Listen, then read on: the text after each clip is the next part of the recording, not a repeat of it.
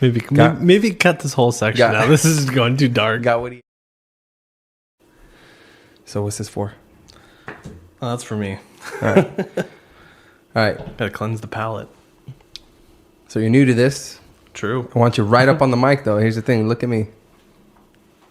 On it. Yeah. You gotta be on it. Yeah, so people can hear you. They're not gonna get all upset. You pull the mic like as close to you as you want, as you can. Yeah. Oh my God. Pretty much. Perfect. So, all right, guys. Well, welcome to the latest episode of This One Time. Today, I'm joined by a damn good friend of mine, Austin Spear. Yeah. Welcome. Stoked to be on. Welcome. Finally locked you down, you son of a bitch. I know. I'm a difficult man. I'm sorry. Well, you're remodeling your home and you're going through all that. So very true. And you suffer from the same debilitating thing that we all do. We hate to hear our own voices. Yeah. It's true. So and you're my first guest with their own earbuds. Everybody else, goes for the headphones, but you like the earbuds. Yeah, these are great. You're a drummer, so earbuds, of course, you're used to wearing those. You owned your own drum company, custom shop, building them. I don't know if you want to talk about the other couple things that you're doing outside of that, but yeah, definitely. We've known each other for a long time, basically. Yeah, 10 years almost. 10 years, yeah. I think I think I've known you longer than my wife. So damn. It's like, yeah. And you're a few years younger than me, and man, there are certain aspects I look to you for certain guidance and things, man. So it's a bad idea. I know. Hindsight, no, but it's you've done a lot with your short time on this earth, and like what we have lined up here. You've really dove into whiskeys and bourbons, not Scotch, right? No, I have a couple bottles of Scotch. It's not my favorite, but yeah. So you're really diving into this, and it's like every other day or so, you're just like, there's this new bottle out, or I got to get my hands on this. Or I already did. Yeah, exactly. I got this. Look at these pictures. And so I'm interested to see what this lined up kind of entails. I'm more of a rum guy. I like that sugary, already spiced a bit. But we did hit up that Puro in downtown Chandler, the cigar bar. Yeah, it's great. And we went to town at that place, man. Just drinking it straight, got a cigar, and had a good time. So, shit, man, what got you into, diving this far into the spirits? Yeah, weird enough. I was thinking about this the other day, and I was like, what got me to this point, right? So when I was younger, early 20s, drinking at the bars and really getting into it, I was into tequila. That was like the go-to thing, right? It's like, okay, get you messed up super quick. Let's get it done. Shot, whatever. A couple beers here and there. This had to have happened about a year ago. I had a somewhat similar bottle to that. Yeah. It's pretty much, it's like a little brother, if you will. It's like a blended versus like a single malt, and it was fantastic. Loved it. So just kind of got into it from there. Started looking up different bottles. My uncle is a huge bourbon fan, more than I could ever probably own in my lifetime or drink in my lifetime. Yeah, we were talking about he has 3 separate compartments, and one of them is under lock and key. Yeah, me and him were talking about, we're like, you could probably drink a bottle a week and still not finish all your bottles by the time you died from liver poisoning. So, that's kind of how I got into it and started exploring different brands. Met a bunch of people that have been awesome, and almost like mentoring and telling you what to get, what not to get, what to look for. Here we are. Yeah, cool. Well, I experienced that a little bit because we were heading out over here, but you're like, hey, to your spot, and you were like, hey, no, let's I want to hit up a couple of liquor stores in Tempe, see if they got something. So I went on that little scavenger hunt with you today, and I think you found a couple things. Yeah, I found a couple bottles that are new to Arizona, at least.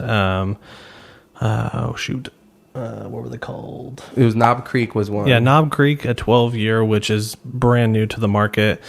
and then a wilderness trail. Wilderness trail. Yeah, which I think the guy was saying it's a couple of dudes that made the barrels at different distilleries, which is kind of cool. Yeah, he was saying it was some of the guys that were like engineering the bacteria or whatever kind of like makes it yeast, like all the fermentation. That's the word. Yeah. And they were kind of behind the smarts on that, and so they're like, well, why don't we just kind of do our own thing? And which makes a lot of sense. Exactly. A lot of sense. You got all this knowledge, you're working for another company, it's like, why not take it and do something with it yourself, run with it? So that's cool. I don't think we're trying that one tonight, but we can soon. I don't know, man. We already did a shot of what was that? The Corazon. Yeah, which is fantastic. That's that tequila aged in bourbon barrels, the Weller barrel. So. Okay, that's what it is. Yeah, it was nice. It went down really smooth. At first, kind of reminded me of like maybe almost like some sort of like a Mexican moonshine, and then it went away, and then it came back, and it sat right up in my nasal cavity, and I was like, ooh. Yeah, okay. it's like weirdly sweet and like creamy almost. Yeah. Which strange. Is weird to say on like liquor. If you're not like a liquor fan, it's like, what do you mean it's gonna have all that? And that's a palate that, you know, I'm wanting to kind of cultivate as well, because, you know, I'm used to cutting it, you know, mix it in with a little something. But the more you drink it, it's like taking your coffee black, right? If you do that for a while, then you're going to actually start to notice the nuances between each sort of roast. Oh, absolutely. I mean, and that's just like tequila, for instance. A lot of people are like, I hate tequila. It burns. It doesn't taste good. It tastes like rubbing alcohol. Yeah. So they don't mess with it. And then, you know, over the years, I mean, I'm pretty sure you've been at multiple work parties where we just like destroy bottles of Patron like it's water. Yeah. But, you know, so different tequilas, different bourbons, different whiskeys, scotches, rums. I mean, there's so much different stuff that I don't think anyone could really narrow down what they really like. Yeah. If that makes sense. Like, makes sense. It's very hard to, I mean, I have somewhat of like 70 bottles that I have here. Yeah. I've tried nearly 100 different pours, and I don't think I've narrowed it down to one where I was like, that's it. That's the one. If I had that for the rest of my life, I'm set. Yeah. Everyone's taste and palate is always evolving. Yeah, that's true. So, I mean, one day I really like one, and then I come back to revisit it. I'm like, ugh. And then, you know, I'm like, it's okay. It's not worth the, you know, price or whatnot. And then once again, like last night, I had Four Roses again for the first time in like 2 months. And I was like, oh my God, I love this. And I poured like a huge glass of it, and I just like slammed it. I was like, so good. Yeah. It was just hitting the spot that day. Yeah. And I was like, dude, apples, Tabitha. Apples. Yeah, I think I told you I'll pick five bottles, and it looks like we have 7 or 8. No, that 8. 7. Oh, what's in that? Oh, that's what's in the first one. Oh, gotcha. Oh, just to show what's in sense. it. Yeah. That makes sense. Okay. Well, shit. That's let's kick it off. Okay. All right. Let's go, because we need to get into the fucking price gouging. Yeah, it's past my drinking time. Oh yeah, you're hurting, huh? Yeah, 6 o'clock rolls around. I'm like, woo. Yeah, just like rolling with you today. I was like, well, this is past my I should have broke my fast by now. That's how you feel right now, right? It's an alcohol fast. It's terrible. Okay. All right. So let's see. What's first? Let's start with the Four Roses. Okay. Yeah. Based in Lawrenceburg, Kentucky. In the great country of the US of A. Yeah, tons of bourbon down there. 90 proof. Yep. Perfect. So, I mean, this is more of a traditional bourbon, if you will. So all bourbon has to be barreled in American oak cask. First time use. They can't reuse them. So it's not like wine where they can reuse the same barrels or... Okay. I think rum does it. Cognac does it quite a bit. They all reuse their barrels quite a bit. All bourbon is one-time use. Drain the barrel, get rid of it. So, and it's for a minimum of 4 years? Minimum of 4. And it has to have a certain amount of ingredients in it. So before, it had to realistically come out of Kentucky to be a bourbon, if you will. They kind of got rid of that because there's distillers in up in like Utah, California, Texas, tons of bourbon. But so they just narrowed it down to ingredients, age, time, what it needs to be aged in, and matured in, essentially, which is really cool. So yeah, this is a good one. Four Roses is super popular. Cool. So yeah, 90 proof. Yeah, so this is pretty basic shit. All right, we got to get through 7 bottles. So go easy on me. We'll see what we can do. That's pretty big pours. Yeah. I'm into it. So what do we got to do here, man? Okay, so now you can do whatever you want. I don't think there's really a wrong way to do it, but if you stumble down in YouTube land, there's all these guys that will probably yell at you for doing anything weird or a certain way. So, of course, favorite video I've ever seen in my life. When I first started getting into it, bottle of Johnny Walker. So I watched this guy review it, and I was like, let's see what it's about. He's got tons of followers on YouTube and some British wank. So anyway, he picks it up, and he has it in this Glencairn. So the glasses we have sort of like a tulip shape. Okay. And he's sitting there, and he does this. He puts it on his hand and like swirls it, right? Okay. I'm like, what the fuck is going on here? So, and he smells it, and he's like, oh yeah, it's good. It's good. It's very good. Very good, right? And then he does one of these where he like lets it drip down, and he's like, look at the legs, it's sticky, it's good, all this shit. And I'm like, what the fuck is going on? Yeah. So, there's gonna be a lot of bad language. Anyway, carry on. This one, if you smell it, now I wrote down all the notes of the nose and the palate just to see what you smell. So go ahead and sniff it. So the best way to do it is you want to sniff with your nose and your mouth, never just with your nose. Oh, okay. So it's not like wine. You want to taste it because realistically, everything you taste is on your tongue. Mm-hmm. Now, if you smell it, it doesn't really do much. You end up getting like alcohol burn and all the unpleasant kind of smells. Okay. So definitely smell it, like almost like, if that makes sense. And you can almost... That's a lot. That's way more tolerable than just your nose. Yeah, because I did that right now with my nose. I was like, "Ooh, it's gonna be rough." But so exactly. So a lot of people, they pour a glass, right? They smell it, and they're like, "Oh God," that alcohol burn, if you will, of all in your mouth. So, doing it with your mouth a lot more tolerable. So another thing a lot of people do is they swirl it after they initially smell it, and what that does is it creates the evaporation in the glass. So you're getting more... it's more potent. Yeah. So you get more of it, realistically, than just liquid. I mean, that's just like gasoline's, gasoline by itself versus like the vapor of it. You get more once it's wet and it evaporates. Cool. So go ahead and smell it and tell me what you think. And there's no wrong answers. Everyone's palates are completely different. So what do you get out of that? I'm about to get fucked up. Let's see. I suck at this. No, but there's no wrong answer. Like when you smell it, what's the first thing? So another thing you can do. It does smell sweet. Okay, so which most bourbons do because it's corn. So corn's a pretty sweet part of the mash bill. So different mash bills are used for different kind of bourbons, whiskeys, the percentages and stuff like that. So most bourbons it's a lot of corn percentage. So it's usually pretty sweet. But real quick, in between smells, if you want, smell your hand, and it neutralizes your nose. It brings you back to normal. Sushi and ginger, man. It's like smelling your own shit, You're like, oh, okay, I'm back. So once you smell that and then go back to it, a little bit of a different smell. It's like the first time you smelt it almost. Yeah. It is like the first time. Now let me... swirl it, swish it. Yeah, swish it around, get it all loose. God, that makes it so much stronger. Like you getting the vapors like funneling out.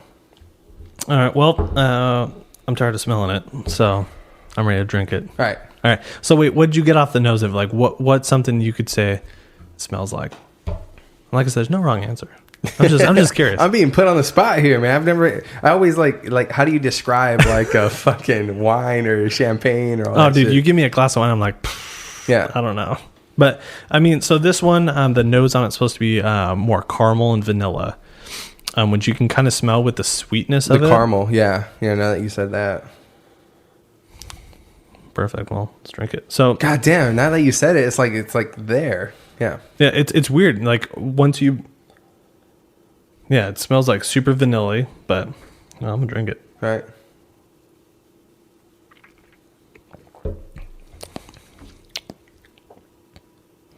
So taste-wise, that's It's really sweet. That's a really sweet one. Yeah, that one's It's not as quite sweet as like a rum. no, definitely not. But when I was going out all the time, like, and I wanted to drink slow because I don't do beer. I just can't. I get too full. I feel like shit, and I just never got over the taste of that fermented, just like, you know, that like. I can get over the taste of hard liquor. Like that's fine. Oh yeah, I would agree to that. Yeah. And but if I wanted to order a drink and be able to drink it slow, you know, when I'm running low on funds, you know, at the end of the night or that week or whatever, I would get a whiskey and Coke or something instead of a rum and Coke. And because it was a little bit harder, a little bit more, but this you can enjoy straight just like this. Yeah, and I mean, to be honest, out of all of them, that's probably my least favorite.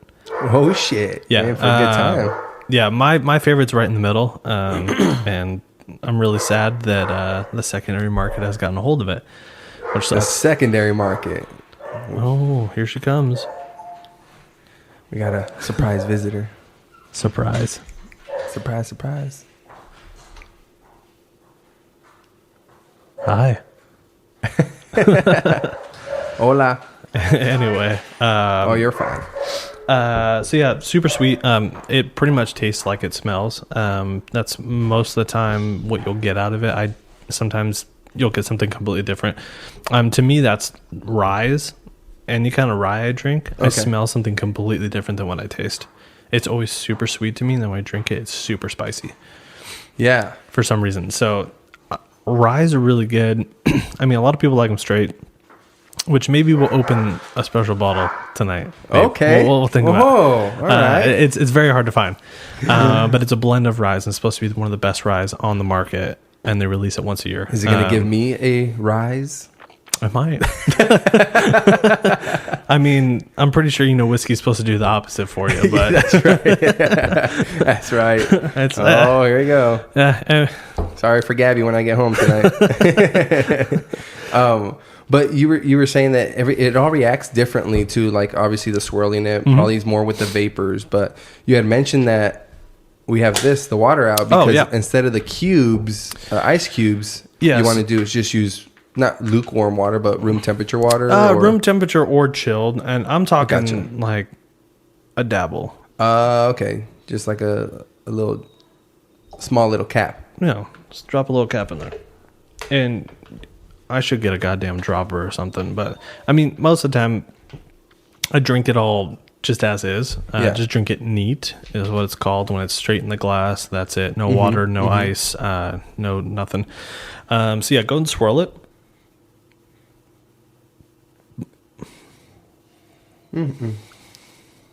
It's obviously cut a little bit now. Yeah, but it also brings out the flavor. It makes it, in some instances, kind of harsh, more harsh, if you will. It's more potent. It's more explosive with flavor, or it's going to dull it down quite a bit.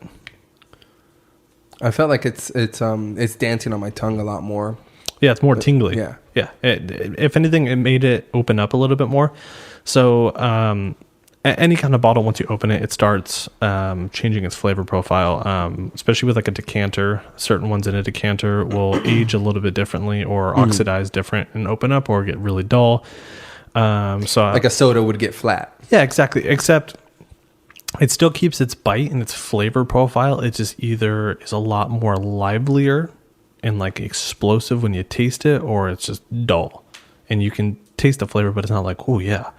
Yeah, so it's not as enjoyable. Yeah, so we'll see with this stuff, because there's a bottle in there that's already a 10-year that's in there, and it's been in there for a little bit. So we'll see if it opened up a little bit more or not. Okay. Let's see.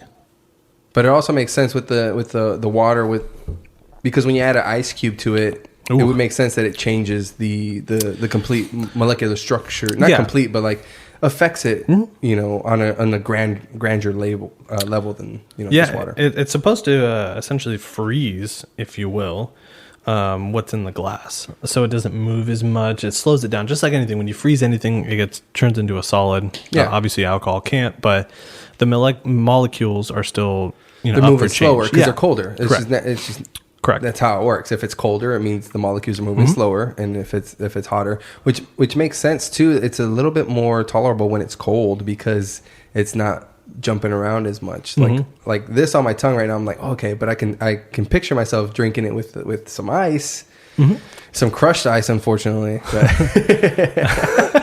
Well, no, I mean, I'll be the first one to tell you.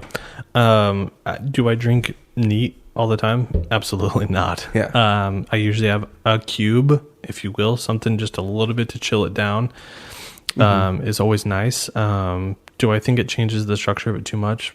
No, I could care less. To me, it almost tastes the same. It's just a good cup to curl up to Grey's Anatomy with, right? Is that what you're saying? Yeah, and cry my eyes out. So I mean, yeah. So there's that. I mean, then there's also, you know, with like scientific kind of stuff. Then there's also these master distillers out there that say, you know, anything past 18 years being aged is no difference. Right. And then my uncle's telling me this. He met a master distiller at one of the distilleries, and he was like, yeah, anything past 18, it's all the same shit. Next year they come out with the 23 year. And he was like, what the fuck? That same distiller? The same distiller. Well, same. because I think that would be, in my sense, not knowing anything about it, it's probably just marketing because people just want that next, this is aged correct 23 years. So, ooh. Yeah, age statement, huge factor in anything in bourbon. Of course. It makes sense. Yeah. That's how the human mind works. Exactly. So like, for instance, there's the bottle of Eagle Rare. It's called Eagle Rare 10-year-old, right? So that means, and most of these, unless it says it's a single barrel, which means it's one barrel, which is 200 bottles per barrel. They dump it. That's what goes into the bottle, unless they cut it with water. They could charcoal mellow it, kind of like Jack Daniels does. It calms it down quite a bit. But yeah, if it's not a single barrel, it means it's a blend. So that means they get all their barrels out of that certain warehouse, that rick house. They dump it, they bottle it, boom, that's what it is. So it's a blend. Shit, I lost my train of thought. God damn it. Well, I want to kind of get back to one of my train of thoughts where you're talking about like bourbon. You know, we said it's a minimum of 4 years. Yeah. So did you get it back? Yes. Age statement. Okay, perfect. Boom. So age statement, real quick. We'll close this out. Yeah. So the Eagle Rare, for instance, says it's a 10-year, and it is a blended one. It's not a single barrel, which means the minimum years in that bottle are 10. There could be a 20-year-old blended in there somewhere. Gotcha. Doesn't matter. But they have to put the minimum. So when people on these age statements are, oh my God, it's just a 10-year, it's crap. That could be 20-year in there. Yeah. There could be all kinds of shit in there. So, I mean, who cares? So with that being said, it would be, you know, statistically, it could be a 15-year. Yeah, it very well could be in that bottle. Because it could be a 20 or it could be a 10. I mean, you would think that it falls between, you know, 13 years, 11 months, and 4 days. so yeah, I mean, so age statement, I've learned to get past that really, really quick. Yeah. It just happens to be one of my favorite ones is a year statement bottle, which sucks, but I love it. But you can't deny that it's good. Like that reminds me of one of my old coworkers that passed away. He was such like a not a music snob, but just kind of like really appreciated music. And he was like, I don't know. We were talking about Pearl Jam. He's like, yeah, I hated them for so long because they were so popular. But why? Why did I hold out? Because they were so good. And that's like you saying, equating it in a sense of like, well, I can't enjoy this bottle because they're promoting an age statement. Where you're kind of not against it, but the way those people act that really flaunt that, it throws you off. Yeah, I mean, and that's just like anything, you know. It's like it's not this, you know, snobby about it. I'm like, in some of the people in the bourbon community are super snobby. They're like, you know, if you're not drinking Pappy Van Winkle, right? The holy grail of fucking bourbon that's $100 that sells for $4,000 from astronomical amount. Yeah. If you don't drink that, you know, you're not a bourbon drinker. That's what it equates to. And you know, which is kind of crazy. I mean, you saw today some of the bottles in one of the cases that we saw. Yeah. You know, I pointed out one that was $1,500. That is $100 bottle at retail before it got popular. At Total Wine, you could walk into Total Wine and buy that bottle, and now you have to be there for like a raffle. They just did one in February. It was their Grand Reserve people, so people that spend $3,000 or more a year in that store got entrances into this thing, and you still didn't have a chance to win. And that's people just trying to get the chance to get a bottle at retail, which is fucking crazy to me that they fight to get this one bottle a year. There's 2 bottles per store, I think. So think of how many people shop at each Total Wine. Or Bevmo. Bevmo does too. Yeah. It's crazy. Fries, back in December, I almost left work because of this shit. I told you, take a long lunch, man. Dude, I didn't know until it was already, balls deep into the raffle. But anyway, so my buddy's like, yo, they're doing a Pappy raffle at Fries by your house. And I was like, what do you mean? He's like, you just show up and there's 20 bottles, get in line. I'm like, holy shit. And I look, I'm like, oh my God, it ends in 10 minutes. Fuck. So anyway, didn't make that one. But it turns out like 600 people turned up for that joint.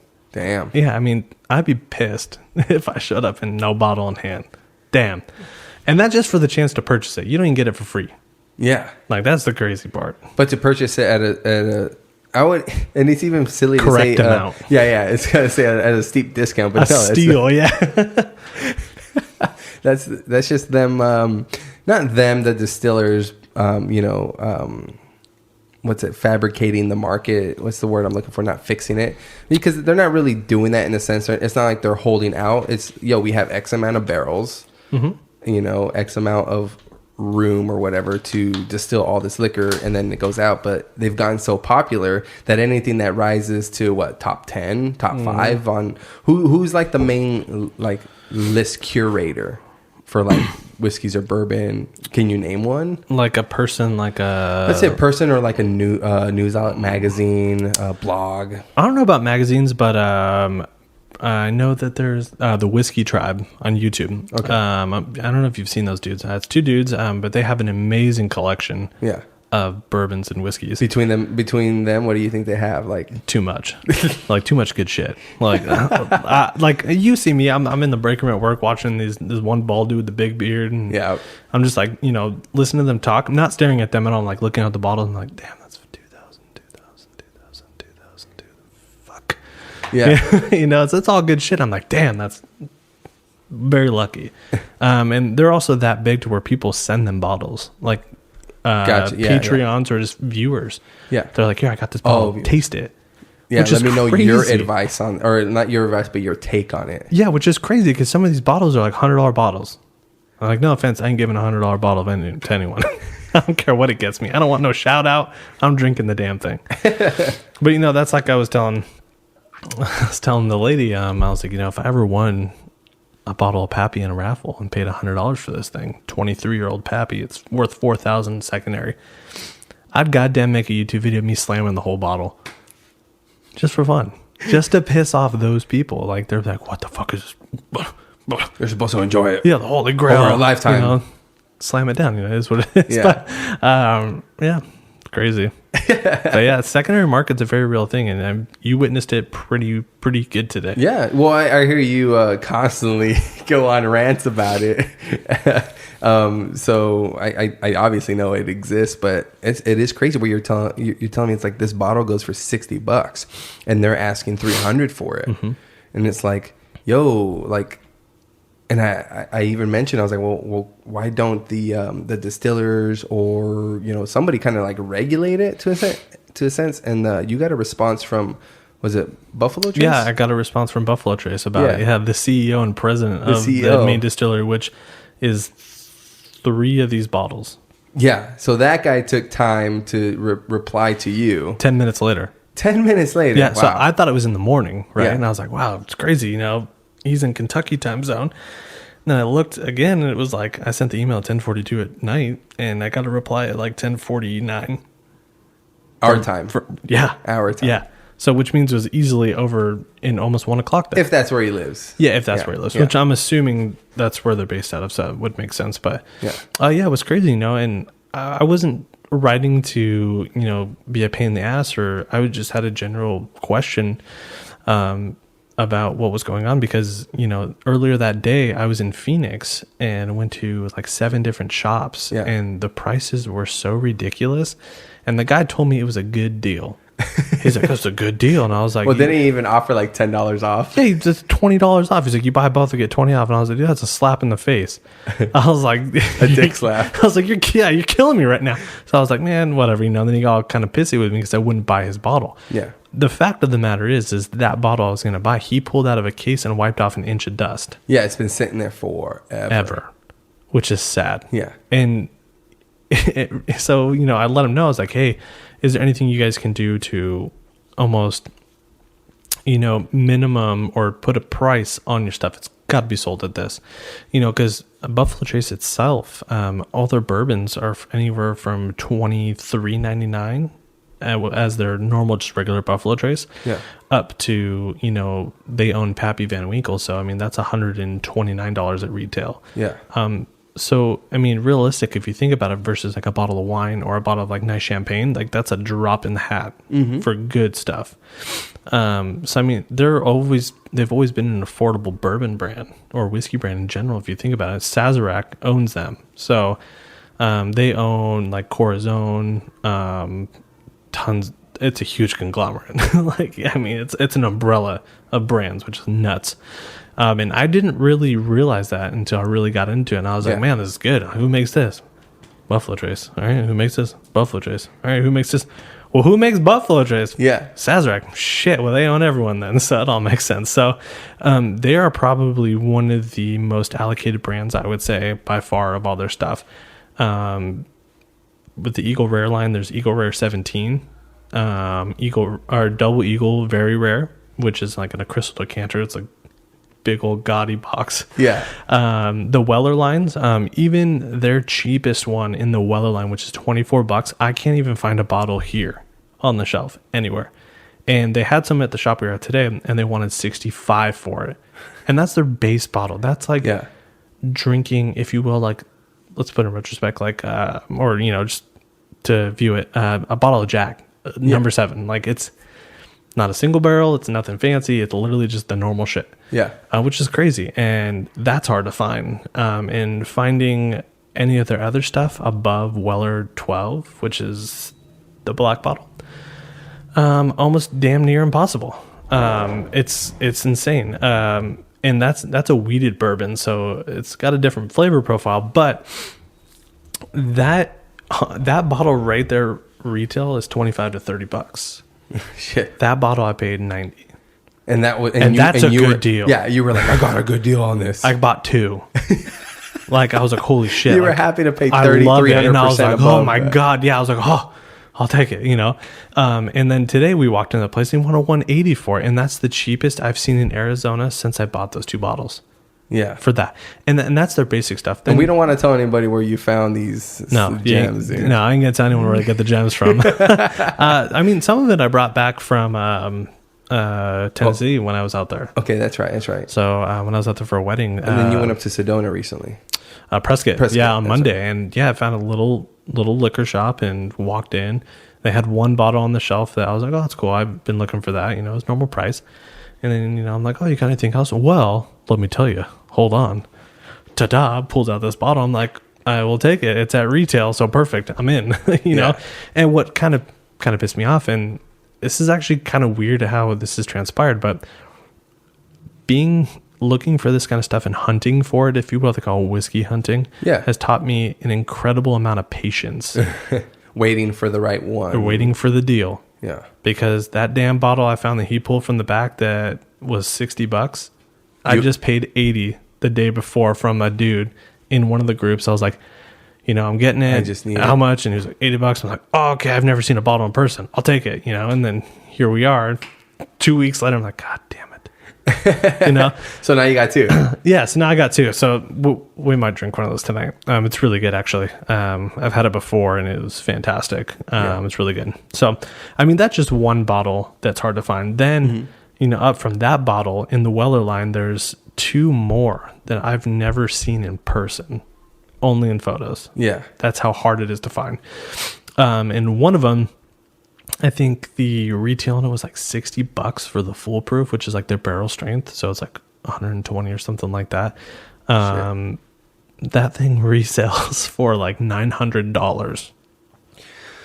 So can you take a freaking tour of their distillery and get a bottle at... Fuck no. That shit's all roped off.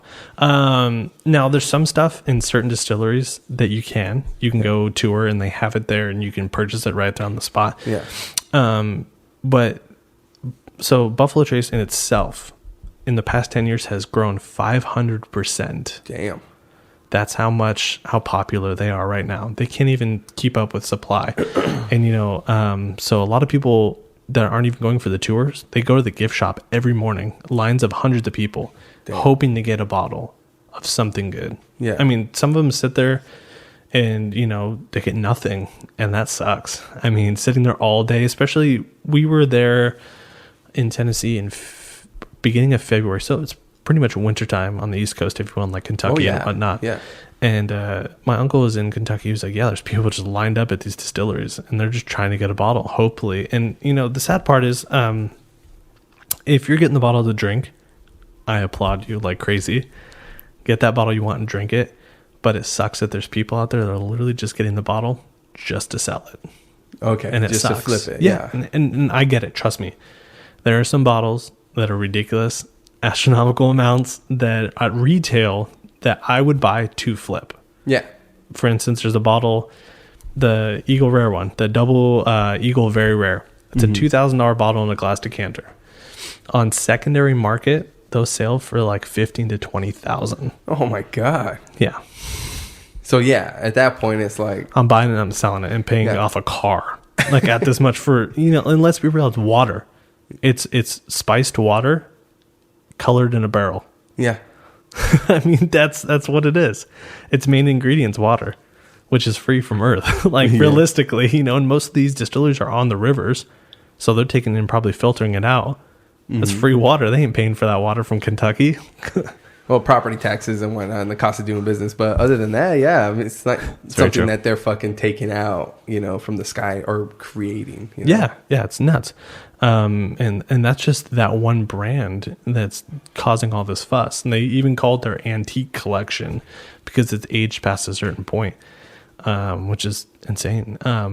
One of our friends was telling us, you know, he was like 10 years ago, you could go into a Total Wine or, you know, go get a bottle of Pappy somewhere at a liquor shop and pay retail. And he's like, now, you know, it's crazy, the hype on it. Damn hipsters. Yeah, exactly. I mean, but like me and you were talking, they barrel this shit at a minimum of 4 years ago. They didn't know what the demand was going to be in 4 years. Like, hopefully we made enough. Shit, we didn't make enough. We can't produce it. And that's just 4-year stuff. That's super hard to find. Like Blanton's and stuff like that is a 4 to 6 year. And that one's insanely hard to find.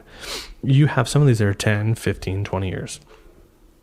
That shit was literally in 2000 when we were all supposed to, you know, perish and the computers were going to go ape shit.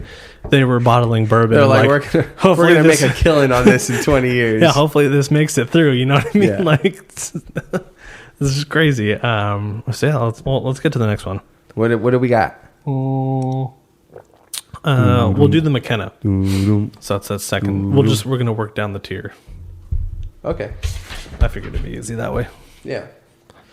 So once again, 10-year-old single barrel, bottled in bond. What does that refer to? Okay, so bottled in bond was an act, and I believe it was in like, yeah, God, I'm gonna kill myself for not knowing this. Somebody will. Anyway, it was up. You're right.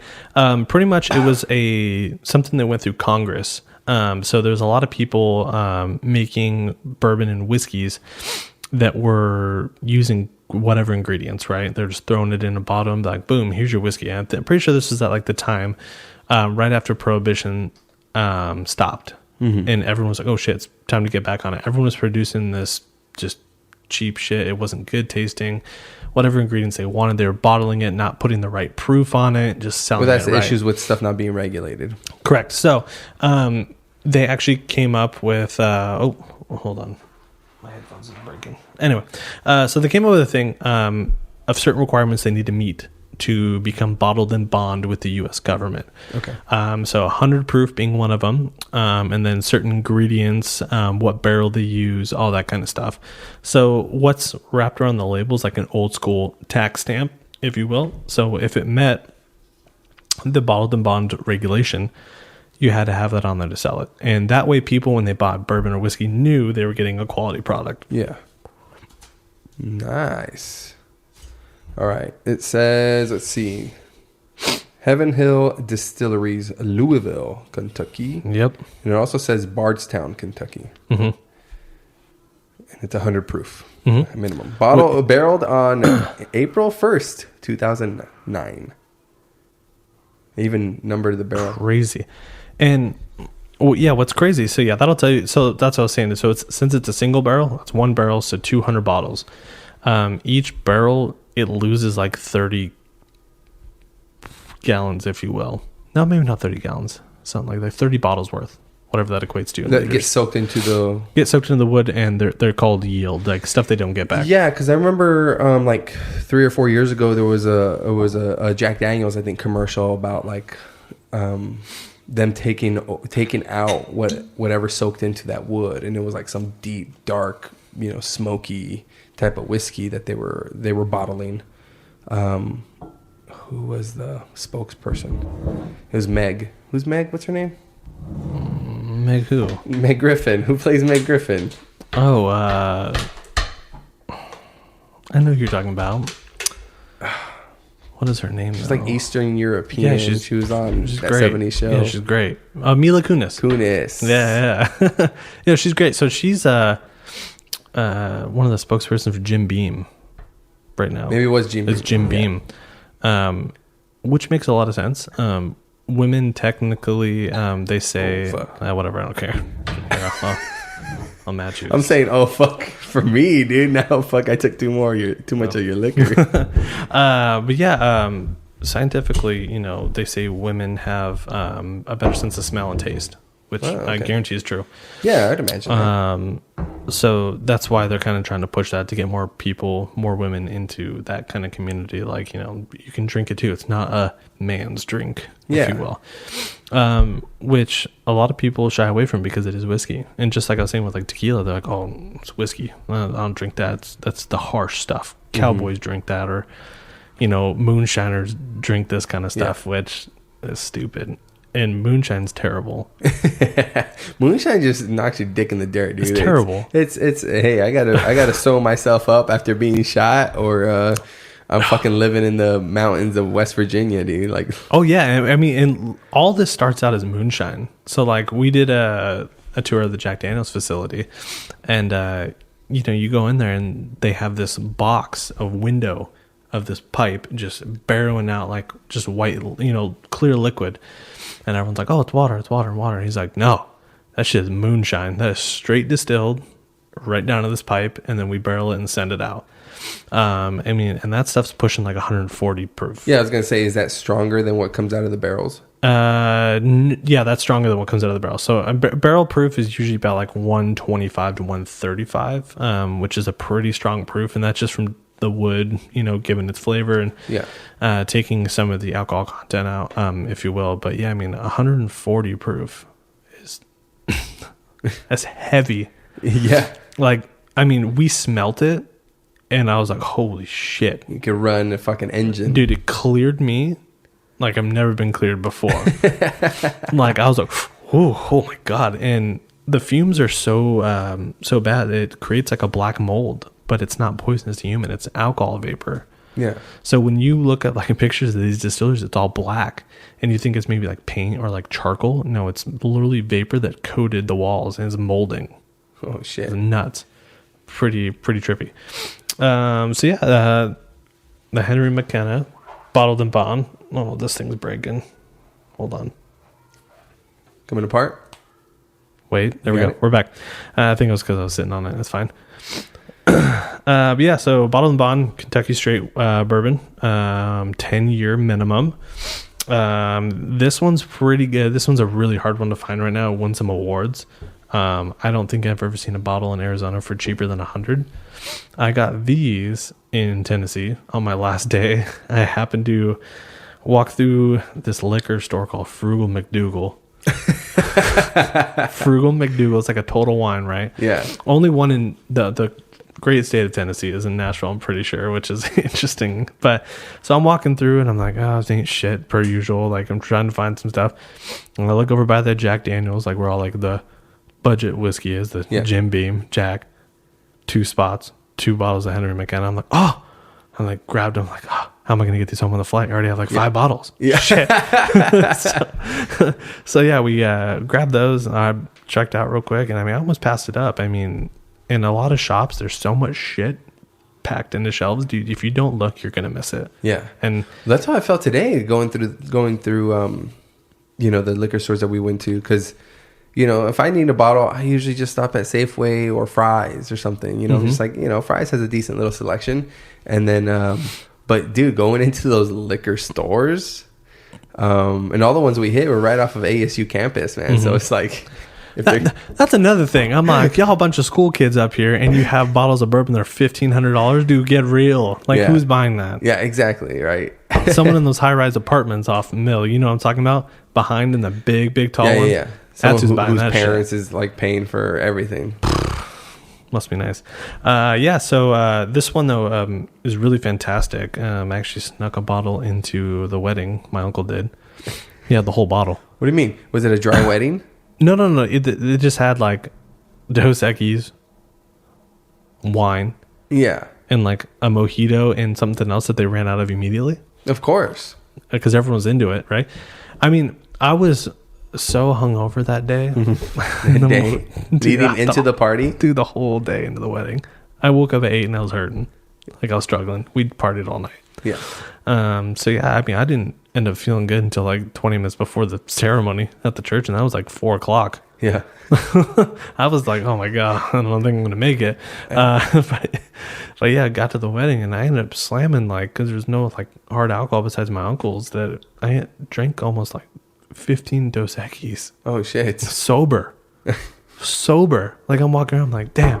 I went to go get another beer and they're like, bars closed. I'm like, oh, what the yeah. fuck? I'm like, all right, fair enough. But yeah, so my uncle, he's like, oh, you want a drink? And I'm like, you trying to go to the bar? He's like, no. He was hiding it the whole time from you? He had like a parka, or not even a parka, like a windbreaker coat. Yeah. And there's just like this little bottleneck sticking out, and he's like pouring in this big old glass. He's like, here you go. I was like, oh shit. And that was the first time I've ever gotten to try it, because it's so hard to find now that it won these awards. Yeah, for sure. And it's really good. I mean, I popped that bottle a couple weeks ago, and this is my probably third time drinking from the bottle, and I've drank that much. Damn, I was gonna say. Yeah, it's that good. I mean, the other night I had a glass that was that much. You had a rough one at work, huh? It's good. Dude, surprisingly, I will tell you that a whiskey drunk versus beer, wine, champagne, vodka, gin, anything else besides this is terrible. This is fantastic. You can be blitzed off whiskey and you feel completely good. Yeah. It's weird. It's cleaner, in my opinion, man. It's I'm a big rum guy, but it's that versus the other stuff. Might change your mind tonight. Oh. Because once you start drinking these, it's a little bit hard to drink anything else. Now, I do love gin. Some Hendrix. I love Hendrix. Hendrix is fantastic. There's another bottle I got that's Roku, and it's Japanese gin. It's really good. I think that's even better, to be honest. Really? It's more botanical, more like citrusy. Yeah. Which is really good. I had some of that from Citadel. I was drinking Citadel there for a while when I was going to Total Wine all the time. I would buy myself a bottle of Citadel. I think it's gin from France. Dude, Total Wine's a fucking rabbit hole. Dude. Every time I walk in, I'm like, oh, God. Well, you're known for falling in rabbit holes, man. Oh, dude, that's terrible. Yeah, anything that's worth getting into or spending a ton of money doing, I'm probably there. Yeah, it's terrible. I'm like, oh, guns. I love guns. Guns, yeah. Being in a band, I love. That's another one. When you were talking about like buying something to resell, I can count probably 3 times recently where you bought a gun just because you could flip it. Yeah, it's true. And what's crazy is the 2 I did buy, those surplus ones. I'm like, I'm gonna flip them. I'm keeping them. Oh shit, dude! The price is only going up. Yeah, that's right. It's crazy. I think some of them were just selling for $2,400. And you got it for like $700. Yeah, crazy, right? So I think I'm gonna keep them. It's a cool little keepsake, if you will. Well, that's what we got to do next, is go shooting the next time. Right. Next time we get together. So I mean, on this one, to me, it's super vanilla and caramely. Typical bourbon's pretty sweet. You can smell more of the oak, though, with the single barrel, I think. You can kind of smell the char. Yeah, I can definitely... It's different, obviously, from the other one, but it has such a rookie palate that I can't really pinpoint it. And it's tough. I mean, there's sometimes, like, I'll taste a bourbon and I'm like, I don't even know what that tastes like. Why don't I know what that tastes like? Yeah. Like, what does it taste like? And I'm like sitting there trying to figure it out. And I think the more I don't think about it and I drink it, it comes to me immediately. Okay. I'm just like, oh my God, that's what it tastes like. Like the Four Roses that we just had. I don't know if you could taste it, but it tastes almost like red fruit. Like if you really think about it, almost like a delicious red. Yeah. It's got that weird sweetness to it, and then it goes into like vanilla. I can see that. It's very weird. But this one's really, really good. So this is a little bit hotter. So it's 100 proof. So oof. Give it all a go. right. Are we supposed to cheers? What's going on? Do you cheers whiskey and bourbon? You can. So a little bit more burn, but you can really taste the flavor profile. Very sweet, like vanilla. Definitely a lot more smoky. Mm-hmm. You can taste the char a lot more. Char. Yeah. That reminds me of when I had my the tequila flights at White Rabbit. Oh. The speakeasy. Those were rough, but this has a little bit of that sense. It was all Oaxaca based tequilas from Mexico. Speaking of the White Rabbit, wow, what's up? So I mean I really enjoy that bar. Yeah, and if anyone works there that's going to be listening to this, I'm sorry. I enjoy the shit out of that bar. I love the concept. I love everything it represents. People gathering in groups in secret, trying to drink. I think it's really cool. It's very exclusive, and which makes it really cool. They have some incredible selections on bourbon, by far. I think the one thing that really pissed me off is they wouldn't serve it to me. What do you mean they wouldn't serve it to you? I went in there. I do remember you telling me about this. Yeah, I went in there, and there was a bottle I really wanted to try. I've never had it before. I've never had the chance, right? And it's not a crazy bottle. It's a bottle that's $80. Secondary market's like $150 to $200. It's nothing like it's $4,000, right? I wasn't asking them to change the world by opening this bottle and letting it oxidize or something. And, so they're like, oh yeah, we have that. And I was like, perfect, I'll take a pour. I didn't even ask for the price. I said, I'll take a pour. No, okay, cool. Sounds good. So they go get it out of the glass case, lock and key. The manager brings it over to the cash register, and they come back and like, oh, well, we don't have a price on it. Come again? Yeah, and I go, what do you mean though? We haven't priced out how much we're going to charge per drink. Okay. So pull out your calculator. Okay, there's how many ounces in that glass? Split it by this much to pay for the bottle at 150. I'll pay $20 for the 1 ounce pour just to taste it because I want to know if I really want to pursue finding that bottle. And they're just like, no, we can't do that. Sorry. I was like, okay. So I was like, well, what do you have? She brings me this giant list of bourbon, and I'm going down this list, and I'm like looking over at their cabinet and looking over at the cabinet. I'm like, none of this shit in the cabinet's on the list. Yeah. I'm like, well, can I have any of that? No. What's it there for? That's what I said. So just for the look? Yeah. That's what I think most of the liquor shops are doing. Why not? Yeah. We have a huge selection of shit you can't afford. Yeah. You know what I mean? Yeah. But I mean, I was like kind of thrown off by that, and I don't think I've been back since, which kind of bums me out because a couple of the bartenders are in a group that I'm in, and they're awesome dudes. They know a ton about bourbon, but I'm just like, I don't know what the situation was that night, but that was like pretty mind blowing to me that I couldn't drink something that they had. It was very weird. It was like, I'm like, do you think I was not going to pay for it? Like, I'll pay you cash up front. I don't care. Let me drink the damn thing. Yeah. But it's their own, I guess.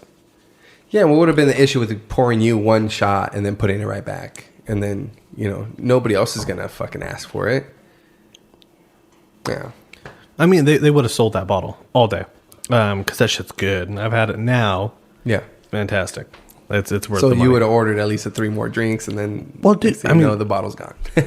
and that's the thing. Like, if I find something at a bar that I really like, I will drink it. Like, we were there and I had 3 doubles of Woodford Reserve Double Oaked, which was fantastic. That's sweet. And it was, I mean, I literally was on a cue, which boom, boom, boom. And I was like, oh, shit. So Double Oak. So they take it from one barrel and then put it in another one? Mm-hmm. That's it. Makes sense. Double barrel. Did you put a little bit of water in yours? No, I did not. I'm not going to.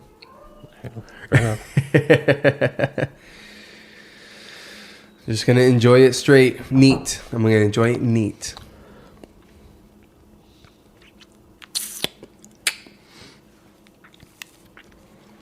That's good though. It's spicy. It's hot. Very spicy. Yeah. Let's talk about you drumming and starting your company. Yeah. Yeah, I've been playing drums for a while. I mean, I shopped at our work before I even worked there. I applied as a joke. Look at you now. Yeah, it's crazy, right? And I always tell that story, and I think some people are like, no way, but I'm like, literally, I was at home, I was bored, working at Domino's, making pizza at 18 years old. Yeah. And, I played in a band. I'm like, oh, it'd be cool to be around music all day. Let's try Guitar Center. And then, I get a call from Nick Conte, and he's like, oh, dude, come in for an interview with Haley. I'm like, oh, perfect, cool.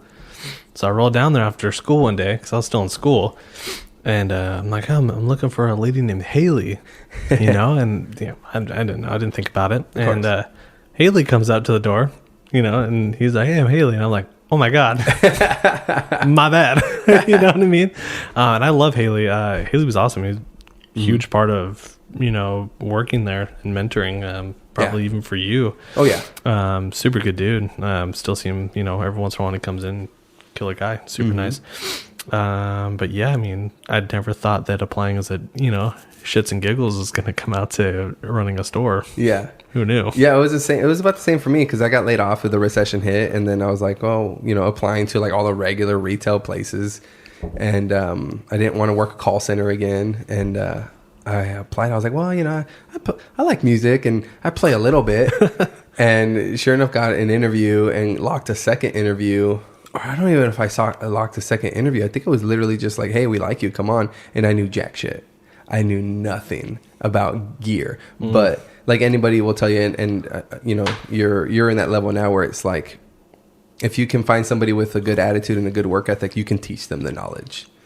Most of the time. Yeah, of course, most of the time. Bro, I'm talking, it took me 11 years to get to where I am. Oh, I mean, there's still shit I don't know. Of course. It's just like trying to find everything about liquor, It's about anything, about guns, about freaking golf clubs. Like, yeah, I mean, you'll never master it. Yeah. I mean, that's just like anything. You can know as much as you know and study as much as you want, but there's always something that is different that you're not going to know, and that you will know eventually. But once you learn that, something else. It just keeps going. Yeah, the more you know, the more you realize you don't know. Because it's like, oh, now I know this, but also why this? Yeah, like, oh, why is this way? Because I just learned that. Oh, now it's this way. Why is it that way? Like, yeah, it's crazy. Yeah, so you were in a few bands, more than a few bands, and then so you just decided to start your own drum company. Oh yeah, so I met Ricky through Guitar Center. Ricky. Mm-hmm. And we were shooting the shit one day, and he was like, hey, dude, you ever thought about building drums? And I'm like, no. What? Yeah, like what? No. Don't you need like all these fucking machines? Yeah, I'm like, whatever. And he was like, no, I'm serious. Like, come on down. And like, I was like, oh, okay, I'll go. So yeah, went with him and interned for a while. And at one point we were like, dude, we should start our own thing, dude. We're at that level, we can kind of do everything we need to do. And I was still learning by far. Definitely not to where, he was at the time. So I'm like, all right, we should probably look into doing that. And then literally the day we decided that, we walk in and the drum shop that we were interning at closed its doors that day. Like we get there and he's like, hey, bad news, guys. I declared bankruptcy this morning. Like no fucking forewarning. Just literally was like, oh shit, yeah, we're done. Sorry guys. Cool. Well, we'll catch y'all later. And I'm like, well, I mean, there's people's kits here that need to be built that were paid for. He's like, yeah, the bank's gonna just take everything and they're gonna lose their money. I'm like, okay, cool. So me and Ricky were like, all right, we'll handle it. So we were there till like 6 a.m. like literally putting together these kits just to get them shipped out so people can get their stuff. And what sucks is some of them we still couldn't get to. Yeah, we just didn't have the time or the parts. It's not as simple as drilling a hole and putting something on there. You got to finish it. Yeah. You got to sand it. All that kind of stuff, and it just wasn't in the cards, which sucks. And we tried to make amends with most of those people, but it wasn't even our fault to begin with, to be honest. So, which sucks. But You just happen to be working there. yeah, which is like the really shit end of the stick because he stiffed so many people. Yeah. And like once you declare bankruptcy, I mean, you can't get anything out of that. Good luck. The state will just be like, they don't care. The banks don't give a shit about what you did. I mean, the best thing you could really do is fight it with your credit card company and dispute it. Yeah. But I mean, I had a situation like that over in Europe. I had some shells that I paid for, and dude sent me pictures and was like, yeah, they're almost done. I was like, perfect. And then all of a sudden, like, no communication, and then a statement like, oh, we've closed that business. Oh, Where's my money? No reply. It blocks everyone. I contacted PayPal, and PayPal was like, nope. American Express said nope. It was out of like a certain time, and since it was more international, it seemed like they didn't really want to get involved with it because it was past a certain time frame, which sucks. I'm like, damn, dude, it's a custom product. I didn't know it's going to take 6 months, and you only have a 3-month window. So for the future, it's, hey, if you can't be completed within 3 months, it's almost like, hey, That's pretty much unless it's USA based. That's pretty much what PayPal told me. Yeah. Damn. Or if the company's in business. So yeah. But yeah, we started our own company and the whole thing that the company's not in business anymore. Yeah. Gotcha. Okay. Yeah, I think that was the big thing. They have no one to go after. They're like, Yeah. oh, there's no business to contact or anything or whatnot. But yeah, started our own business. We've been doing it for 5 years, I think, maybe 6 years, which has been pretty fun. I've met a lot of people, built a lot of cool things that I never thought I would do. Yeah. What's like what's one of the coolest ones? Start there. What's the coolest kit you made? The coolest kit we've ever made. That's a good one. Yeah. Well, I'm full of good ones. Ooh, maybe later. No, you won't be full of good ones. I honestly don't know. There are some really good ones that were just like fun. Like I did a paint splatter one, which was just fun in general. But there's also, we did one for Rodrigo, which his is something a little more special that he'll never see underneath the wrap of it. So in case you ever pull off the veneer, Rodrigo, if you're listening, you'll see it. It's nothing bad. Nothing bad though. Do you know if he still has it? I hope so. I mean, that was a nice kit. I love that thing. It was cool. And that was like one of the first on a lot of things for us, which was kind of fun. I mean, even now I still do stuff that, as a first for me, realistically. Are you still taking major orders? Yeah. I mean, right now I have 2 snares that are in finishing, which I probably should be there now, but it's fine. We'll go tomorrow. I appreciate you. No big deal. I mean, I could have been there yesterday and the day before. I mean, but unfortunately, once that happens, I can't really leave. Yeah. Can't really go too far, especially now with power tools. It's the last thing I need, doze off. Yeah. But yeah, we still have a couple orders coming in. It's not as busy, I would say, as we once were. Then again, I think it's because the market's oversaturated again, just like anything right now. When the economy is doing really, really well, people are starting the entrepreneur thing, trying to get going. And, there's a lot of fields that are just overdone. Guitar companies is one of them. Drum companies, another one. I mean, there's gun companies for like parts. I mean, everyone's doing the same shit realistically. Different branded, different look. And yeah, I mean, it kind of sucks, but it's really cool that there's so many people that have the ability to do that. Yeah, it is cool. Versus a lot of other countries around the world where you can't do that. You can't be your own entity or your own business. You have to go work at a factory, or you need to work for the government, or you need to serve in the military, like automatically. Like you don't really have that freedom, which, definitely makes it amazing in the USA for sure. Yeah, it is. That's definitely crazy. I mean, without that, I mean, you talk about a lot of people like despise capitalism, right? And entrepreneurship. I mean, they're like capitalist countries, all this money, blah, blah, blah. And, once again, like all this stuff that we're doing right now, everything you're sitting on. So the mics, cables, stands, bourbon, a lot of stuff that is USA started capitalism. Someone had to start it. Yeah, it's what promotes it. Not unfettered capitalism, because then you don't get the regulation. Exactly. I mean, it's but I mean, obviously the government has to have their hand in the cookie jar, but it's not like they said no, because without a lot of that freedom, a lot of the stuff we have would not exist, and it tails into jobs. It doesn't allow for innovation, basically. Exactly. And there's a lot of countries that they don't want you to. They don't want you giving people something they can't provide. Yeah. So, because then people start looking around. It's like, well, what are you here for? Except take our money, for sure. All right, let's get deeper into the conspiracy government talk. What's next? Shit. That'd be a bad time. Grab the Willet, the big one, the tall one. Yeah. Taller's better. Yeah, but I mean, seriously, if you really think about it, if we don't create stuff, we would all be out of jobs. Yeah, you have to. Well, and then it's like automation. Like, people are worried that there's not going to be any jobs because automation is going to take over robots and all that, which makes sense to an extent, yes. But you're still going to need certain people to fix said robots. Exactly. So in Industrial Revolution, unless the robots fix each other. Oh shit! Now we're fucked. That's when we're fucked. When the machine can learn and fix itself, yeah, that's a sad day. Then you start. I am Austin. you blend in. Yeah. So I mean, I assume then we would be at the same point. We just dump bourbon on the robot. Shit. Hey, is this all getting stronger? Kind of. What do you mean, kind of? This is 109 proof. Let's see. Small batch rye. Okay, I kind of put that one in the middle though because it's a rye. Oh, gotcha. Okay. I mean, that could say it's like 70 proof and still spicy. It's rye. The rye's got that spice to it. So. Willet Distillery, Bardstown, Kentucky. Bardstown comes up again. Is this Bardstown in Louisville? That's what they say. Not Louisville. Louisville.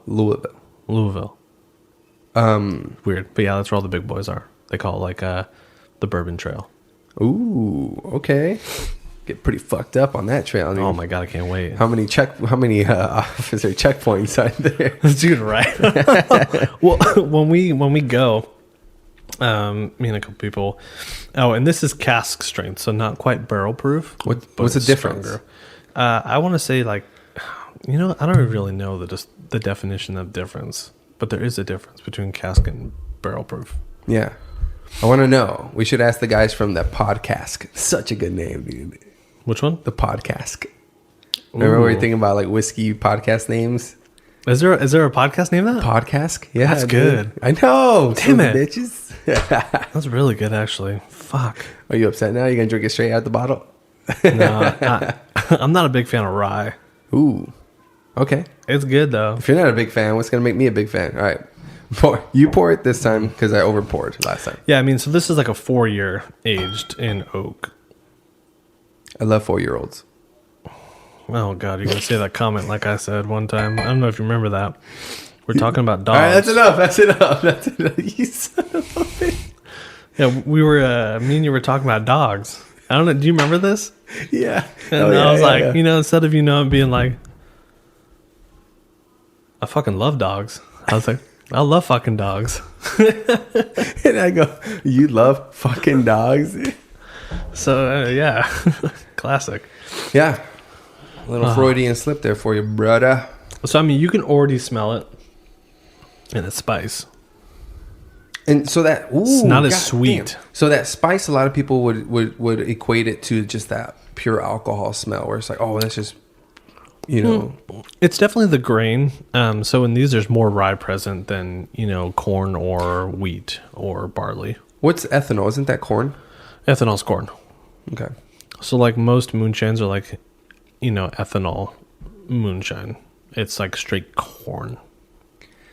Corn. All right. It's fermented corno.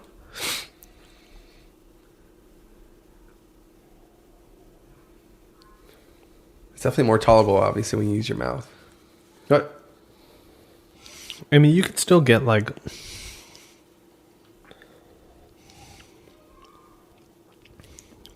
to me to me it tastes like fruits. Yeah, like yeah. Smells. Tamarind is the first thing that came to mind. Okay. I can see it. Like a dry red fruit. Mm-hmm. You like red fruit, huh? Mm-hmm. What's red fruit? Cherries, strawberries, apples. I love apples. That's a good one. And a lot of stuff tastes like it, which is weird. All these people, I mean... It's like a cider, right? Well, yeah. I mean, but you hear all these people, and I urge anyone to go watch a goddamn whiskey review on bourbon. They say like, oh, it smells like Christmas candies, whatever the hell Christmas candies taste like, or buttered maraschino Christmas candies would just be like cream, peppermint or cinnamon, whipped cream. No, yeah, people are like it's caramel, not caramel pudding. They'll be like, it's a pudding. I say, motherfucker, put away the thesaurus. Dude, it's crazy. And one guy's like, puffs of smoke. Hitting me like puff, and I'm like, dude, get real. They're up their own ass, dude. You're not tasting this shit. They're up their own ass. I mean, unless they got the palate of a god or something. No, this one definitely it invigorates my tongue as soon as it touches and it sits there. Whew. Yeah, he's a spicy guy. Mm-hmm. So that's rye, and that's what's crazy is it's not even that I have proof. But it's rye. So automatically it's just like... It's lingering, dude. It's like sitting there. Yeah, the finish on it's super long. All the way down. Bro, it's still like... Yeah. Yeah, it's interesting. Rye is super weird. I prefer rye in old fashions. Mm-hmm. I think that's the best use of a rye. I don't think I've ever had an old fashioned. Yeah. Stand by. What do you mean stand by? I got all the stuff. We'll make one later. We're going to do all kinds of shit later. Yeah, whatever. Yeah, I mean, I definitely have stuff for old fashions, so we'll make old fashions. What is it? Just bitters? 2 parts bitter? What is it? 2 dashes of bitters. Yeah, you go. A simple syrup or a sugar cube. Is that your Sean Connery? No. Your mother's a whore, Trebek. Yeah, so we'll definitely get into that because old fashions are one of the best drinks, I think, personally. Yeah. Besides like a Manhattan, which I'm pretty sure it's got vermouth in it. Yeah, that sounds about right. And I'm not a fan of vermouth. Manhattans, are those the ones that are like really green? Green? Yeah. No, they're like red. Oh, the okay. color of bourbon. You mean a mojito? No. I don't know what I'm talking about. Margarita? Those are green. No. Yeah. I would love a margarita. Oh, that sounds good too. What was I gonna say? Back on drums. What was the weirdest sidetracked? The weirdest request you got? That I would say, what's the weirdest request you got that you couldn't fulfill, and then what's like the craziest drum kit that you put together? So the craziest request I've ever got is they wanted a ppicture of me spread eagle on the front head. You're so stupid. I'm just kidding. And I'm sure that was Derek. I don't think we've ever gotten a request for something we're just like, no. Yeah. Honestly. Like not like a 20-inch kick. I know we got a 26-inch. Oh, Thing was huge. And he was like, "This is what I want." And I was like, "Okay, let's do it." Was that John Bottom? Might as well be. Yeah. And the kid was only 5 foot tall, which was hilarious because shit. in his videos of it, and he's just like slamming. And I'm like, "Good for you, dude! Like that thing's huge. Like compared to you, it was like 26, 14, 16, 18, like these big old For the drums. toms, dude. It was ridiculous, dude. The tom was literally that wide. It's crazy. But I mean, D&B? no, but he was in like a hardcore band. Yeah. It's crazy. Okay. I was like, that's interesting, but to each their own. Yeah. That was probably one of the most craziest ones. One of the most, I think, interesting ones we did was we built a Louis Vuitton-esque snare drum. Okay. That we gave to someone as like part of a gift. But to get the fabric was interesting. Okay. Are you going to lay it out? Let's just say it dealt with a money order to some provenance in China that cashed, and I didn't hear anything for 10 weeks, and all of a sudden I got a package at my door with said material in that box. Oh, okay. So, yeah, that was crazy because the guy didn't want like vinyl or like, that kind of thing. He wanted like fabric. And I was like, well, what do you want me to do? Go buy a Louis Vuitton purse and just destroy it? Tear it apart? And then like I started researching, and there was this dude in China that was like, I got you. And I was like, okay, cool. What do I do? He's like, send $38 to this. And it was like, Wang Zhao provenance, blah, blah, blah, probably from Wuhan, China or something. That's a coronavirus, dude. Coronavirus before, yeah, I'm probably already been infected 20 times. It's fine. But yeah, so I was like, all right, cool, let's send it. And Ricky's like, I don't know, dude, this is kind of weird because we were just starting, so we barely had any money to begin with. Oh. So he's like, I don't know, man. And I was like, let's do it. Yeah. And he's like, okay. So we sent it. And like I said, 10 weeks later, box came. There it was, all the fabric. Like enough fabric to make like a suit. Oh, shit. Yeah, I still have a ton. It's interesting. Ooh. And it looks real. Yeah. It's pretty damn good. So we gave that to one of our drummers, a friend of ours. He still has it and loves it. I posted a picture of some of the fabric and he was like, don't you ever make another one. I'm like, all right, fair enough. Won't do. So have him buy the fabric back from you then. Be like, here you go, dude. yeah, all $20 left of the fabric. He don't know how much it was, dude. It was 120. And he just did. We just told him it was 38. Go buy yourself some Blantons. It was 30 with shipping. That's the sad part. And that was probably like $25 in shipping. Yeah, but that means China. you got it at wholesale, so you got to mark it up. Or it was stolen from a Louis Vuitton factory. Maybe. Who knows, dude? He keistered it on his way out. That's a big keister. That's a sad day. Dude, this thing is so spicy. That dude's probably never the same now. If he would have keistered it? This is never the same because the roll was like... No. I hate Rise. Well, why'd you pour so much, you bitch? I'm not scared. I don't enjoy it. Like, I'll drink it. Well, yeah. I'll drink anything. I mean, I don't think I've turned down anything. Well, I mean, whatever I piss out is going to be at least 40 proof. So, you can take that. Oh, speaking of which, we have to try this later. She got me a bottle of Pabst whiskey, Blue Ribbon whiskey. It's clear. Clear? It was aged for 5 seconds in a barrel. Oh, that's right. You showed me that. Pabst. That's right. Yeah, we're going to try it. I was thinking Perry Van Winkle. Was that the one you said? Fuck no. I can't afford no Pappy. I work. Pappy. Is it Pappy Van Winkle? You know where I work. Come on now. Maybe if I was like a CEO of the company, then maybe it's a little bit different. Yeah. But maybe I should be the CEO of the company. Aged for 5 seconds. It literally says on the bottle, aged for 5 seconds. I saw That's that. awesome. Good for them. I mean, it's probably super gimmicky. But it makes for a good conversation piece. God, I hope so. On how bad it is. You're going to rip it apart right now? We probably will. And I'll tag them in it. Like, dog, stick to beer. Your seltzers were bad. The beer's great. The seltzers are huge right now, man. What happened? Dude, it's crazy, dude. I don't know if you noticed, but there was for a while, like when the White Claw was like the only one out there for like the hard seltzer. If you will. People were having markups on that. Mm-hmm. They were selling cases for $100. Supply and demand. And then everybody catches wind. It's like, hold on. We're going to let this one company kind of take over. Which good for them. Good for companies stepping up and being like, oh, dude, we could do this. Well, it allows you. Well, that's the whole thing about capitalism. It allows you to. I just lost my train of thought. To do that. No. To innovate. Mm-hmm. Innovate to stay relevant. Innovate to stay profitable. Innovate to, remain relevant in an ever-changing market. You have to. That's the competition is good. Yeah, no, I mean, competition is what drives everything, right? One person doing one thing, it doesn't necessarily make it popular. I think when a company has competition, it really drives that popular factor. And you would imagine that it makes it allows them to fine tune, the product.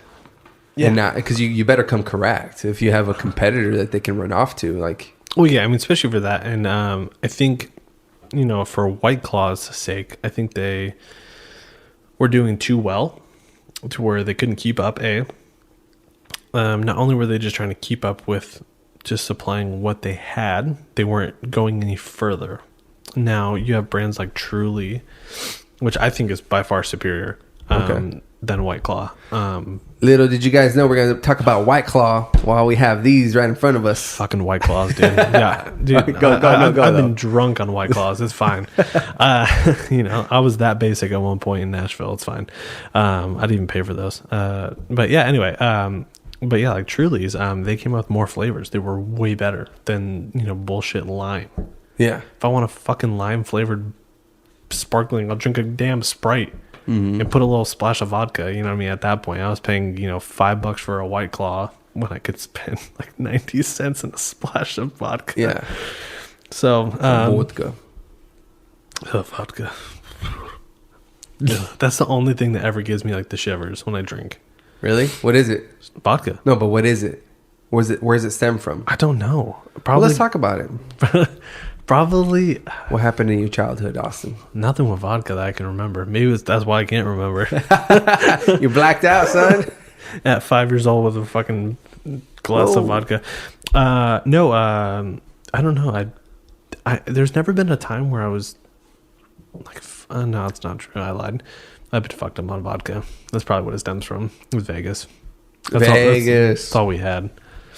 And I had, you've been to Vegas, right? Yes and no. Yes, I went there, but I went there on a mission. My cousin was dating a football player, an ultimate fighter. I remember that. Yeah. Okay. Yeah, so we went there on a mission. So I didn't really get the Vegas experience because we were wrapped around, the weigh-ins, dinner, breakfast, the fights, and then back home. So I didn't experience Vegas as most people do. I didn't black out, basically, is what I'm saying. I feel like you're like staring at me. That's just rude, dude. No, but yeah, I mean, you could probably get them here, but there was this, giant bottle. It was like a fucking liter of slushy, if you will. This giant. Oh, yeah, I remember. It's like bling bottle, and the big old chain you hanging around your neck is a big old straw. And you walk around like a zombie, all, drunk down the ship, slurping down sugar. And so I was like, that seems fun. Let's get him. So it's like 11 a.m. And we go over to this place and like, I'll take this with rum. She's like, all right, cool. What kind of rum you want? I'm like, whatever. She's like, all right, cool. So she's like this, grabs the little jigger and just like stares at me. I'm just like, this is weird. It's like a stare off, right? It's like she's grating my cheese at Olive Garden's like, tell me when. And to me, I'm like, I don't know. You tell me. You're pouring it. Like, yeah, I'm not going to say no. You know what I mean? So, I mean, she ends up pouring probably like, it had to have been like 10, 12 shots in this thing. Oh, shit. Like, I was like, oh, God. Like, it was bad. And there's like a, squirt of slushy. So we walked back down the strip. And, I mean, that thing hit me like a freight train at 11 a.m. Like, I was like, wow. 11 a.m. Dude, so, and we went to bed at like 7 in the morning. Yeah.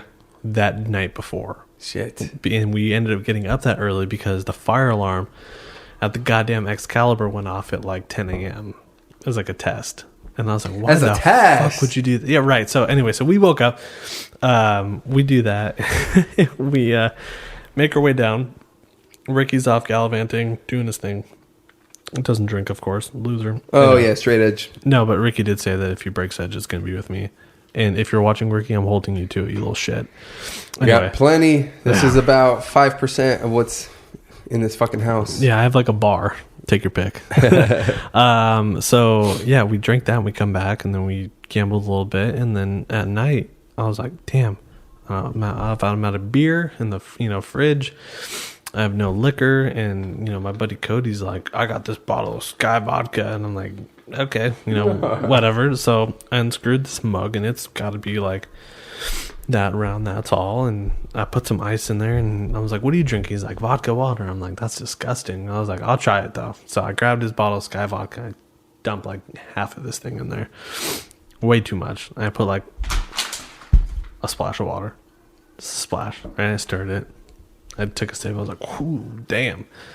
I slammed the whole thing in like 10 minutes. And that was probably why I don't like vodka no more. Fuck yeah. And I don't like vodka just from that story. There's a video of me mixing it. And I was like, vodka. Like all super drunk. And he even remembers, he's like, dude, that was so strong. The fact that you drank that was disgusting. It was gross. Ugh. That reminds me like about the drink I made during my podcast with Frankie. It was still like 40. We went on for like another 45 minutes after that too, and it tasted like I was drinking my Axe, not Axe, but just my body wash. Like it was fucked up from whatever he had left over. Disgusting. Literally, that's what it tasted like. But we were already 5 drinks in, like we almost are now. What do we got? We got 3 left? 4. From the lineup? Yeah. Oh, from the lineup, yeah, this will be the 3rd. Oh, yeah, that's right, because we haven't even had... that one is that one. Correct. You're throwing me off. So this is Weller 12. I hear good things. So this is one of the ones we were talking about where it's really cheap at retail. At retail. Yeah, retail in this thing, I wrote it down just because I wanted to know it was $30. It's $30, dude. $30. Once again, made by Buffalo Trace in Frankfort, Kentucky. Which Frankfort and all those, like Louisville and all that stuff, is all really close. It's all in the same general area. It's like towns next to each other. Mm-hmm. So yeah, Weller is technically it's William LaRue Weller, if you wanted to know. Okay. So with that bottle that was $1,400, that was telling you it was $100. It's older brother. Okay. That's like the elite, if you will. Gotcha. Which I've had at $40 a glass, and it was fucking good. Really? Stupid good. Like, I would pay that money if I had that money for that bottle. I don't have that money. Not quite there yet. But yeah, I mean, this stuff's really good. So this is the 12 gear.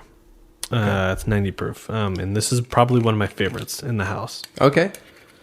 No pressure, Weller. No pressure. I mean, a lot of people hate on this, and I don't believe it. And you're going to get a nice pour. No, come on. All right, that's enough. Jesus Christ. Gabby! Call 911. Call me a lift. Oh, man. Hold on. What? I shorted myself. Well, let's just switch. Well, no, maybe it's hard to tell because it's different. They're 2 different glasses. They're the same, but like the markings on it. Oh, I like this shit, so I'll drink it. It's fine. Perfect. Well, I mean, that says something. Yeah, that's one of my second bottles. And you should feel pleasured that you get to drink this, because I don't give this to everyone. Ooh. Like I said, it's one of my favorites, and I can't find it without paying an exorbitant amount. So yeah. So this is ultra sweet for what it is. Yeah. And like right off like the get go, it's super caramely and vanilla.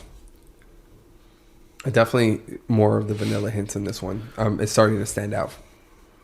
It's really good though.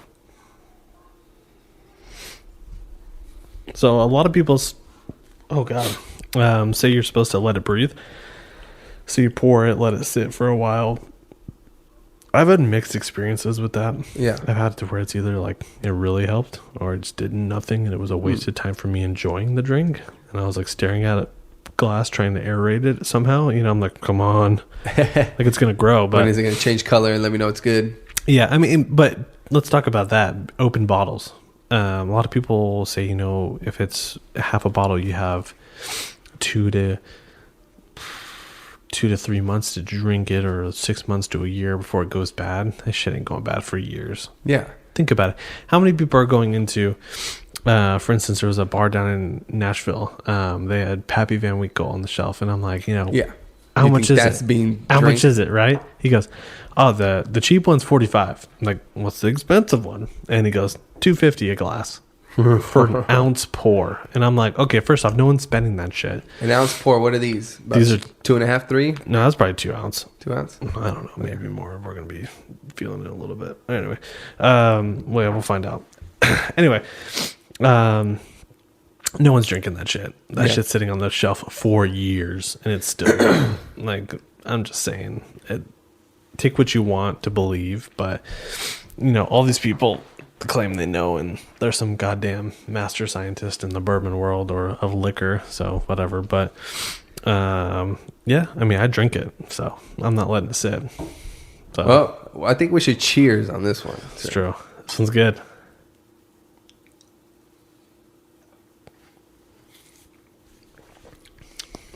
Super sweet. Yeah, that rye just kind of kicked my ass because this one's coming through really nice. Still, it sits in my nose, still lingering there, but a lot more tolerable. It's so good though. Smooth. Yeah, this is good. It's like the pinnacle for me. And All people, right, I mean, we could just wrap it up here. I'll just take the bottle with me, and we're good.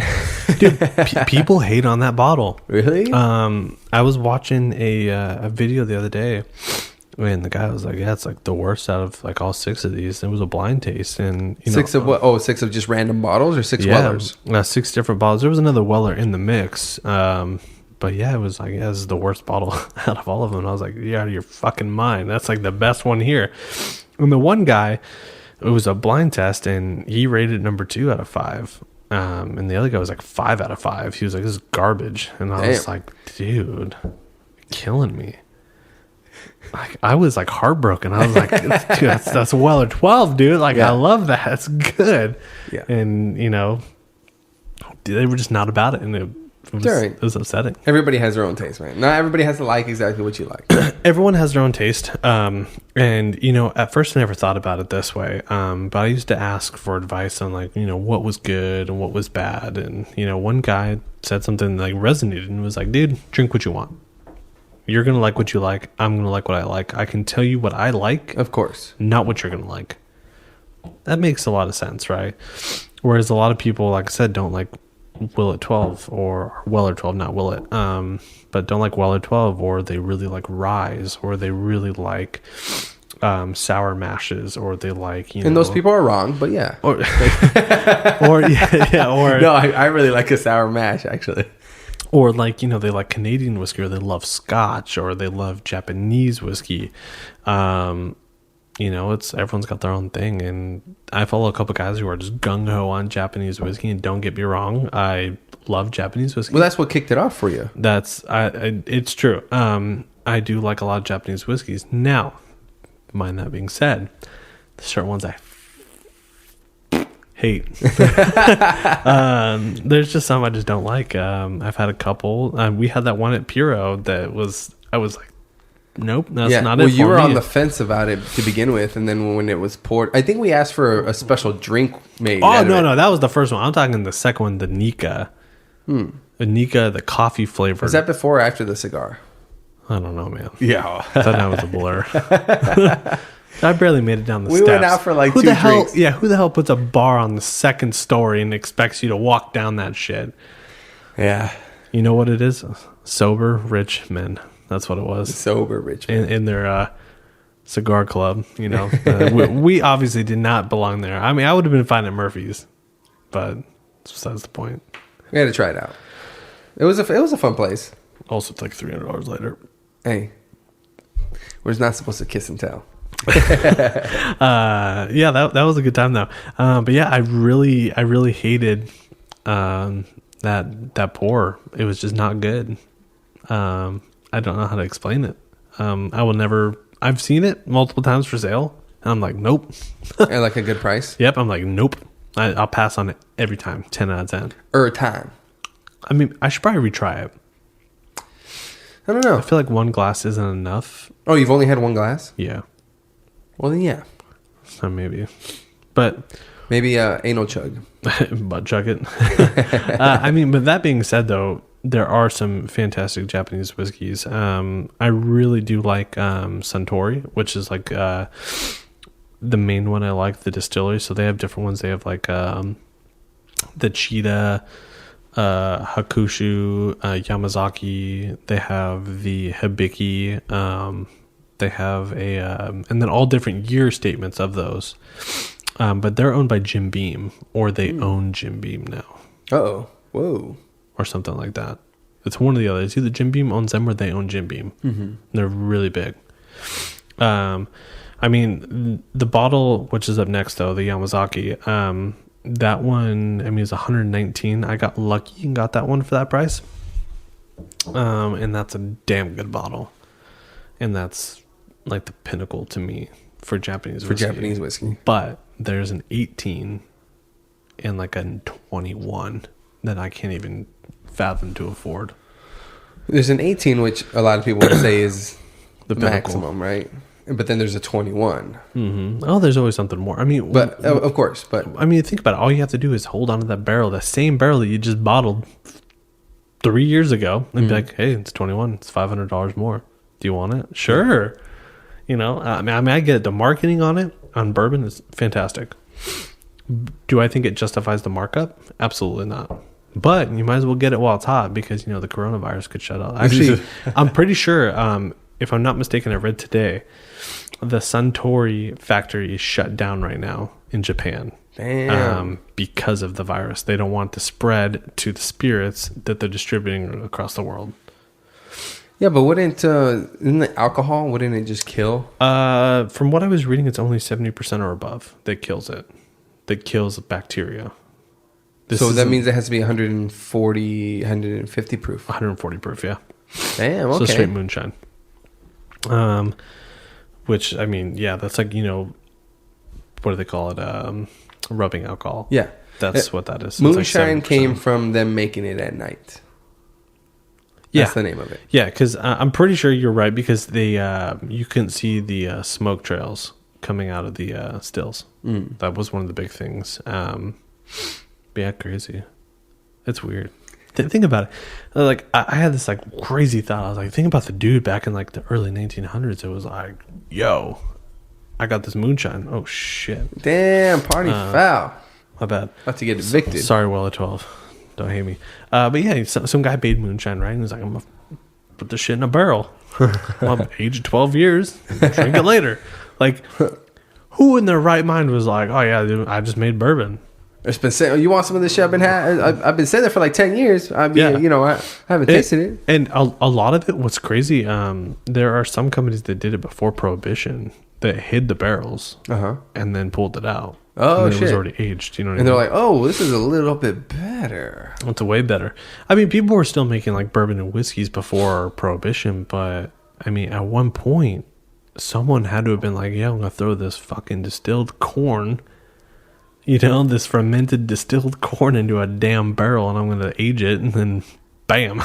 Yeah, you would imagine maybe it came from, I don't think people, I mean, not that we're not innovative enough, but like to think of, oh, let's just age it. It was probably something that they forgot about, and then that allowed them to open it up and be like, oh shit, I wonder if this is still good. And then next thing you know, boom. Yeah, it's super weird. What a weird thing. Just like any spirit. You know what I mean? If you think about any kind of alcohol, who decided to evaporate it and collect the fumes and then put it into a bottle? Mm-hmm. Aliens. Oh, you went there, you son of a bitch. Fucking E.T. came down and was like, dog, bourbon, let's go. You know what I mean? They're all fucking flying up there drunk or what? Bourbon. Anyway. Yeah, who knows, dude? Maybe that's what happened with the Leaning Tower of Pizza. They fucking... Pizza. They ran into that bitch, knocked it over. It's classic. You thought that's cartoon shit. Using cartoon physics on me right now? Stonehenge, dude. Stonehenge. Hey, you're stoned, all right. No, not quite. It'll only get worse, though. I mean, this is quite a bit, though. I told you to fucking slow down. I mean, but I know we've already been. It's like an hour and 50 minutes already. Have we been in? Yeah, we haven't even got to gun control yet. I know. It's better than it's. I was waiting for Centauri. No. Once we get to the end, we'll just make our way through again. We'll just second chance. Yeah, you never know. You might like it the second time around. I don't know what to tell you. Right, well, I always try anything twice. So yeah, that's what he told me. Pretty much. Oh, it's good. It's good, huh? It's so good. I feel like a man drinking this shit. I'll tell you what. It's so good though. I like. It's so fucking weird. All these other ones, I'm like, yeah, it's okay. It's so good. Yeah, I just don't know. It's just that good. I just don't know. What's crazy is a lot of people say that like the Eagle Rare is the Weller, just only 10-year. Because it's all made in the same shit. Same thing with Blanton's. People say the Eagle Rare is Blanton's, but 10-year instead of 6 or 4-year. Which is weird because, you know, Eagle Rare is 30 to 40. Okay. Bucks, and you can find it in bashes. Bashes. Well, right now, bashes. Blanton's, good luck finding it anywhere. So what do you do? I mean, the secondary market's got so insane on it that Safeway was charging $200 for the bottle that's $50. Safeway. What? Safeway. Could you imagine going to a fucking Safeway, which is a giant, corporation, right? It's Safeway. They sell everything. Well, maybe not like Walmart everything, but No, but a lot. they're a major grocery store. And be like, For sure. oh shit, yeah, we just got this bottle at $25. We'll sell it for $200. That means someone's in that store has to know what that shit's going for. Yeah. Which is crazy to me. Or I'm like, or are you seeing just how fast it disappears off shelf? I'm sure that's what it is. Because then again, it's like a lot of shit disappears off shelf really quick. Yeah, bread. You're not gonna fucking mark up bread. Bread, eggs, milk. Yeah. Shit. Why is it okay to mark up alcohol? Thank you. It's really sad. I mean, the only reason why I know that is I saw someone post about it. Yeah. And it was like Scottsdale, Arizona. And I was like, those motherfuckers. But like, if I would have been there, I would have laughed. I personally would have laughed and been like, you're out of your fucking mind. And then someone would have walked in behind me and bought it. Yeah, for sure. Because people are idiots. Price Are tag. people idiots? Or if they're willing to pay that price and enjoy a bottle, have a good time, and they're just willing to pay that, I mean... Yeah, no. You're absolutely right. I mean, if you're willing to pay it and you want it that bad, do it. Yeah. Why not? It's like when you yelled at me for buying the blue label when we went to the cigar shop. I said, fuck it. We're out. You keep talking about it. I'm just gonna buy it. Buy us a pour. It's good. Blue label's good. I didn't like it. You want to revisit it later? No, hell no, I did not like it. Well, I try anything twice, right? So I guess I would try a little bit, but by the time we get through this, I don't know. All right. Well, hold on. I'll be right back. Okay.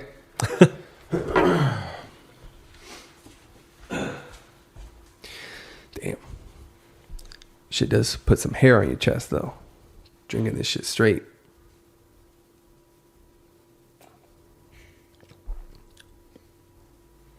Definitely more enjoyable than the small batch Willet. But still some rough shit, my dudes. And the motherfucker's back with another bottle. Like, we don't have enough. I love it.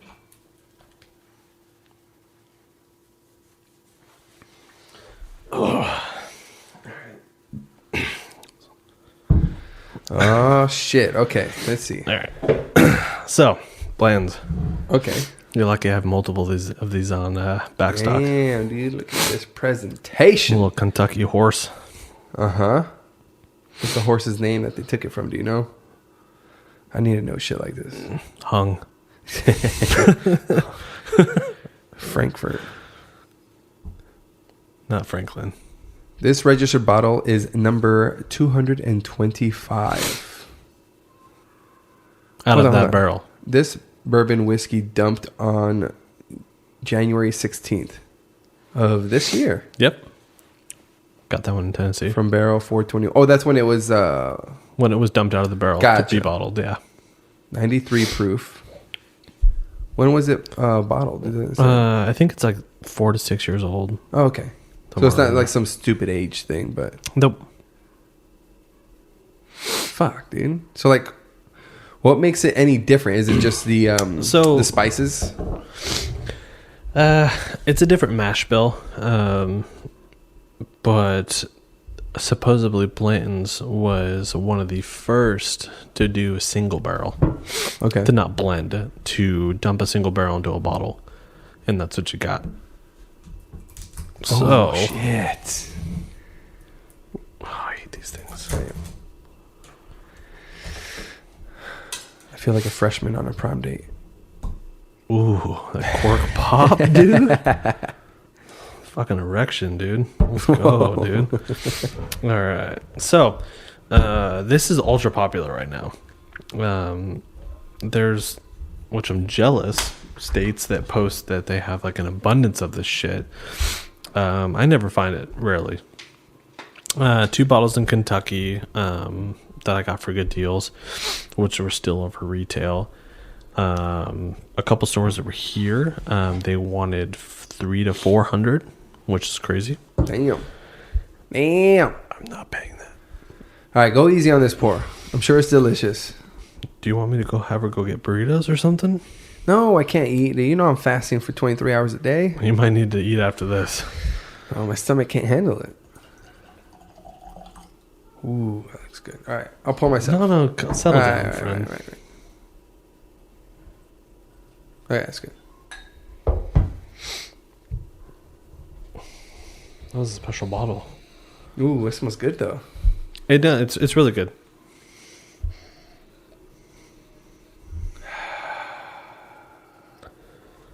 All right, I'm gonna let it breathe. Aliens. Aliens exist. Aliens. Facts. If you don't believe it, then I don't believe Have they you. visited us? I don't know. Dude, you're a goddamn alien.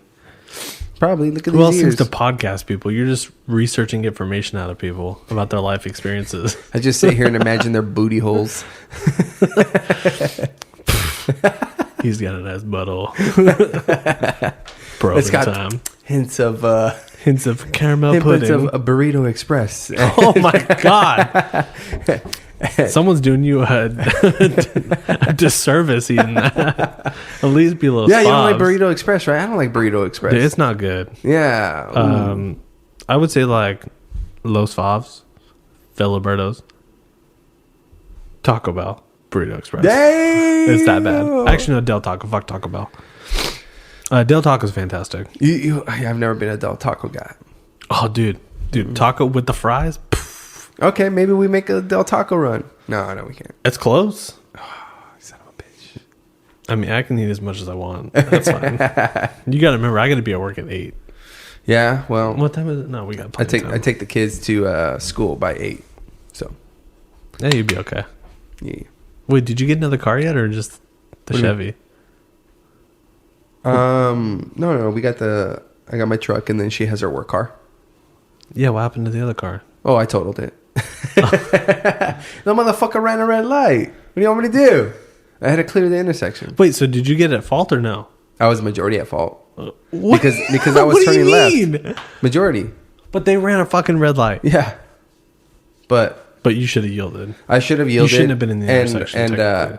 And should I be talking about shit? I think we're done. We're done with it. Yeah, it's already coming past. Blackmail. So basically, this intersection, like the claim adjuster asked me, "Are you familiar with this intersection?" I'm like, "Oh yeah, I see it like at least 3 times a day." Foolish. Or, you Should be know, like my first time. I didn't know.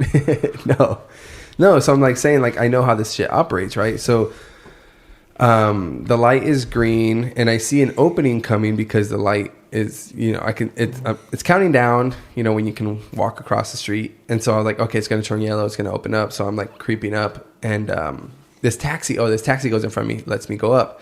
And then I see the car on the inside lane slow down because it's turning yellow. And yellow lights in Arizona, Pink. like 5 to 6 seconds. Long time, dude. It's called pink.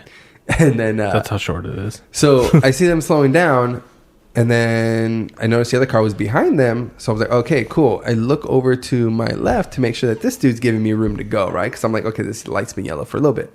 So I let go of the gas, and I go, and as I look back, this fucking Beamer blew the red light because this guy stopped. The Beamer was behind it. It goes, that motherfucker rolled for 60 yards, dude. It was on its head. Yeah. Luckily everybody was okay, but yeah, I was majority at fault just because I was turning left, and anytime you change lanes like that, like directions, you have the greater, I don't know what the word I'm looking for, but greater duty. Responsibility, yeah, to make sure that everything's clear. And that's bullshit. And I technically struck them. And yeah, looking back, because we had dash cam, like I should have seen it coming, but I looked off to make sure that I had room to go. Well, yeah, you looked for the turn, and then naturally that person yeah. fucking ran the light. Yeah. I mean, that's just like what happened to me, technically. Okay. I was in my Subaru. But, I mean, I didn't turn, but I was going down the 60, and the lady in front of me openly admitted to the cop she was not paying attention. She slammed on her brakes. I'm in rush hour traffic doing 65. I can't swerve. There's people on both sides of me. Yeah. What do you want me to do? So I literally locked up and like hit her at her back end and then like sideswiped her. And she admitted to the cop, like, I wasn't paying attention. I was texting. Then the cop comes up to me and goes, you're at fault. I go, what the fuck do you mean? Is it because I'm the youngest person here in a sports car, technically, when I was in my Subaru? And he was like, no, you're at the back end of it, dude. It's always how it goes. You're at fault. And I was like, this is fucking bullshit. And he was like arguing with me on the side of the road. I'm like, dude, just give me my fucking ticket. And let me get out of here. Cops can't say who's at fault or not. It was stupid. But then I went to my insurance company and they're like, yeah, that doesn't make sense if she admitted fault. Exactly. Because by the time she hit the brakes, she admitted she already smashed the car in front of her. Like, the car in front of her was totaled because how hard she hit her. Oh, shit. Whereas my car was not. Because I had nowhere to go. Yeah. We want me to slam on my brakes and just hope to God I stop on a dime. Like, so, yeah, I ended up sideswiping her, and I got screwed on that one. But yeah, from my experience, because my wife handles accidents like that, and I've heard her talk about it. You definitely have some fault because you have a duty to maintain a safe distance. Yeah. Fuck that. I don't care. It's just like if you swerve to not get hit by somebody, but you end up hitting the next person, you still have a lot of fault because you're supposed to control your vehicle. Yeah. Isn't it interesting that someone writes on all of these? Yeah. That's all handwritten. But I mean, they're making how many bottles a day? Well, this is bottle number like probably one of 200. 220. I think it's 225 is what it said right there. Oh man, so the end of the barrel it's probably tastes like shit. No, but seriously, why? Because everything settles at the bottom. 201, 202. Oh, the guy falling asleep. 203, or the gal, or maybe just fucked or the up. robot. We don't know. Maybe it was bottled by aliens. Think about it.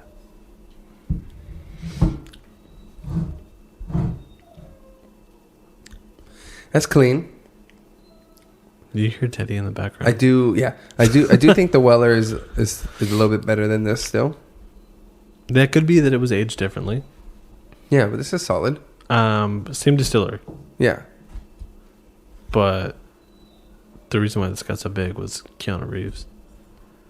What did he do? Just post with it? No, he was in what's that movie he's in? Wick? John Wick, yeah. This is like John Wick's whiskey of choice. Apparently. So the character loved to drink blends. Yeah. Which is interesting. I only watched the first one. Is that a thing in the first one? I don't know, honestly. I don't remember seeing it, but I haven't watched any of them in a long time. Except the third one I just watched because it was on Netflix or some shit. But yeah. It's John Wick being John Wick, being a badass. But I do applaud him for his being gun. a vampire. No. His gunplay, dude. I mean, that's fucking fantastic, dude. Yeah. He trained at Terran Tactical, and that dude's a badass. Like, I would never challenge fucking Keanu Reeves to a gunfight. No.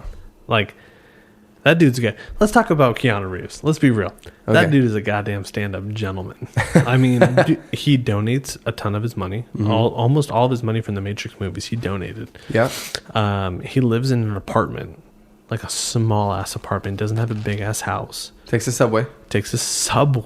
Flies economy. Like, let's be real. That dude is the fucking MVP. Does he have any kids? No. Can he adopt me?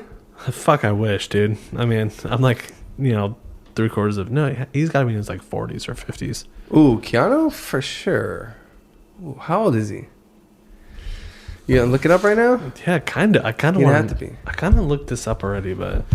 First off, have you seen the movie Knock Knock? No. Is this a joke? No. It's a Keanu Reeves movie. Okay. So when you get a chance, look up his movie. Knock Knock? Like, look up as in watch it? Or that motherfucker's 55. Read the synopsis. I was going to say 54, but I was like, that just seems too old. So, let me read you the synopsis. To Knock Knock? Yeah. Well, what year is it from? 2015. Oh, okay. Two nubile stranded women reveal a sinister agenda after they spend the night with the married architect Keanu Reeves. So pretty much they come to his door like soaking wet, right? You know, every dude's dream apparently in this movie, I guess. I don't know. Where I'm gonna let these people in my house. Weirdly enough. Okay, so anyway, so he's sitting there, his family's away. 2 girls come out to the door and like, you know, knock knock, let me in. Come to the door, let me use your phone, blah blah blah. Who the fuck doesn't have a cell phone? This is the stupidest thing ever in 2015. Anyway, I bought it and I was like, okay, let's see where it goes. So they come in, ask them all these questions, you know, all that kind of shit. End up being like, you know, God, I want to fuck you. Weirdly enough, right? Yeah, you know? yeah. So Keanu Reeves like, no, you need to go. Now, is he Keanu Reeves in this movie, or is he some other guy? No. But I'm just using his name. I forgot his name in the movie. Okay. Anyway, I don't even think you know his name. Oh shit! Okay. That's how fast it transpires. Yeah. Might as well be like the dad. You know, daddy got sucked. You know, that's what ended up happening. So they end up fucking, you know, fooling around or whatever, and then they blackmail him pretty much for like being a piece of shit. Yeah. All right. Which is crazy. So they make him like do this like Facebook Live video and stuff. But that was like one of the most memorable Keanu lines ever. He's talking about like, and I always say this all the time. But he's just like, but you sucked my cock, like, you know, screaming it. But like, if you watch the movie and you genuinely hear that part, you're just like, this is the most ridiculous thing I've ever heard. Like the fact that Keanu, you know, dude from the fucking Matrix, yeah, the one of the biggest franchise movies, right? Yeah. Or trilogies that's ever been out, and that was done in like late 90s, early 2000s. Says, but you sucked my cock, and the way he says it, dude, is like fucking gold. I don't even know. That is a ringer, dude. A ringback tone. It's good, like it's good. But as soon as he said that, I was like, oh, dude, this movie is like totally whack, and it just went downhill from there. Ooh, it's a total gutter movie. Yeah. Funny, bad because it's funny because it's bad. For sure. I forget the one girl's who's in it. Kirsten Dunst? No. Now I gotta look because I forget her name. It wasn't Aubrey Plaza. Damn, can you clack any louder? What do you want from me? Lorenza Izzo. No, you got me. And Anna de Armas. Nope. No? Lovely ladies, I'm sure. Yeah, I don't know any of them. One girl's from the Green Inferno. And that's it. But yeah, dude, the funniest movie I've ever seen. It was good. Just do yourself a favor and just watch it just to watch it. Because we were laughing our ass off. Like, it was like, someone was like, dude, it's like a fucking crazy horror movie. And I was like, all right, Keanu in a horror. Gotta be good. Mm-hmm. No, dude, talking about getting his dick sucked. Like, it was a bad thing. I mean, it was a bad thing because apparently they were underage, but they were lying. Which Maybe. I'm spoiling it too much, so backtrack. It's all right. But maybe the person that said it was a horror is because something similar has happened to them and they've been blackmailed like that before. Dum, dum, dum, dum. Who recommended it to you, dude? Your stepdad? Was it? No, he's dead. Oh, shit. All right. Maybe cut this whole section out. This is going too dark. Got what he had coming to him, huh? Damn, he died of cancer. We need a hope. That's terrible. Hopefully it was a rectal cancer. No, just playing. We gotta host a roast sometime soon, man. We do. Let's cut out the whole section of like the past 10 minutes. Why? That was bad. It's just gonna get worse. Because I love California.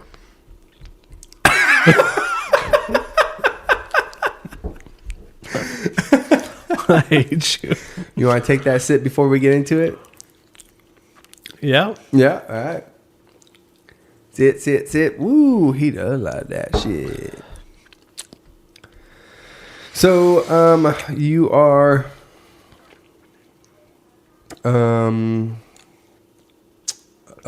Second Amendment advocate on the matter of shall not be infringed upon, right? Facts. So, I guess take it to this extreme. Do you think people should be allowed to own rocket launchers? Now, That's a tough one. See, Because if you phrase it the wrong way... I do. In the sense of you should be able to pass the necessary requirements.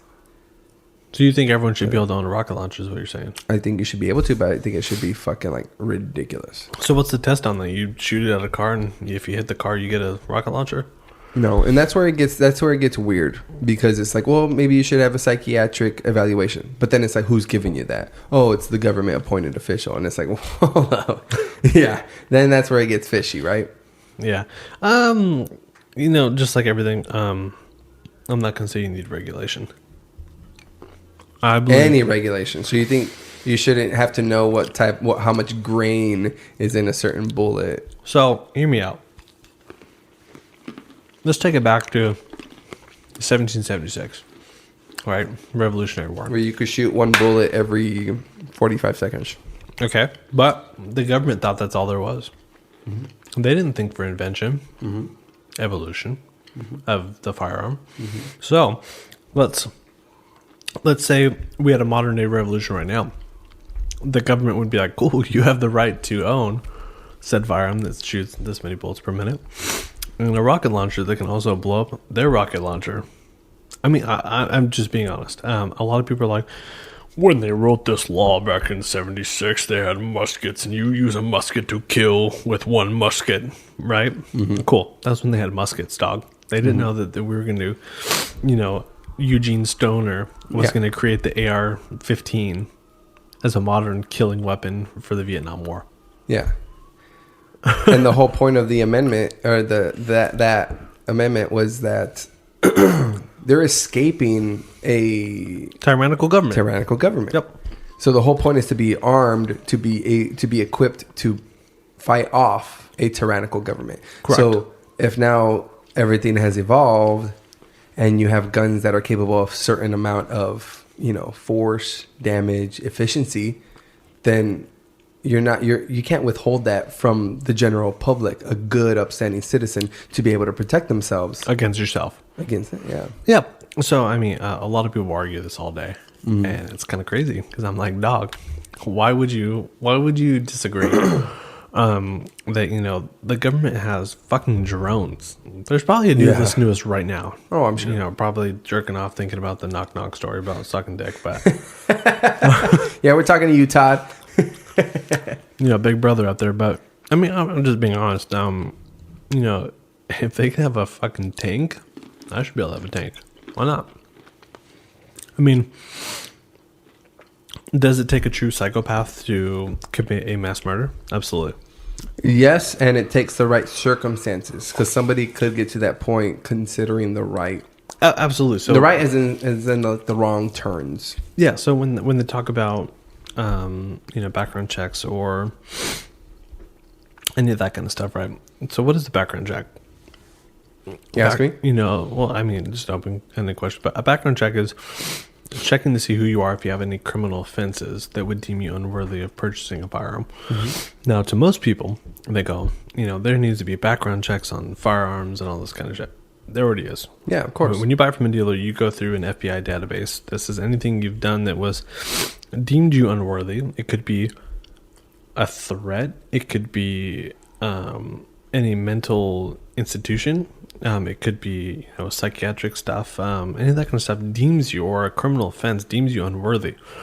And that stems down to like domestic violence. You could have a domestic violence charge and you're screwed. Or dishonorable discharge from the military, or if you're not a U.S. citizen, all that kind of stuff, right? I mean, because you could still be a U.S. citizen with an Arizona ID. It's a fact. So on the form it asks you all that kind of stuff, but it can decline you. There's people that have tons of firearms and all kinds of shit that have been declined before because of a simple mistake of the FBI. So when you have people who are like, we need better background checks, I'm like, how do we need a better FBI? Yeah. Because the FBI lets a lot of shit go. Well, it's a numbers game, right? Well, but there's multiple mass shootings that they've admitted to the fact that they knew about the shooting. Yeah. And they just didn't take it as serious, what the fuck? Like, don't tell me that I can't own an AR-15 because you didn't do your job right. That just doesn't go with me. So everything goes through a background check, right? I mean, obviously private sales don't, which makes sense. Because how are you going to do this privately? Which they probably already fucking know. Let's be real. Any email you send, they probably see. Yeah. But I mean, it's what it is. But I mean, I'm gonna own whatever I want to own. And you probably saw in Virginia, there was like 25,000 people that stormed the Capitol. Oh yeah. With AR-15s, all kind of shit.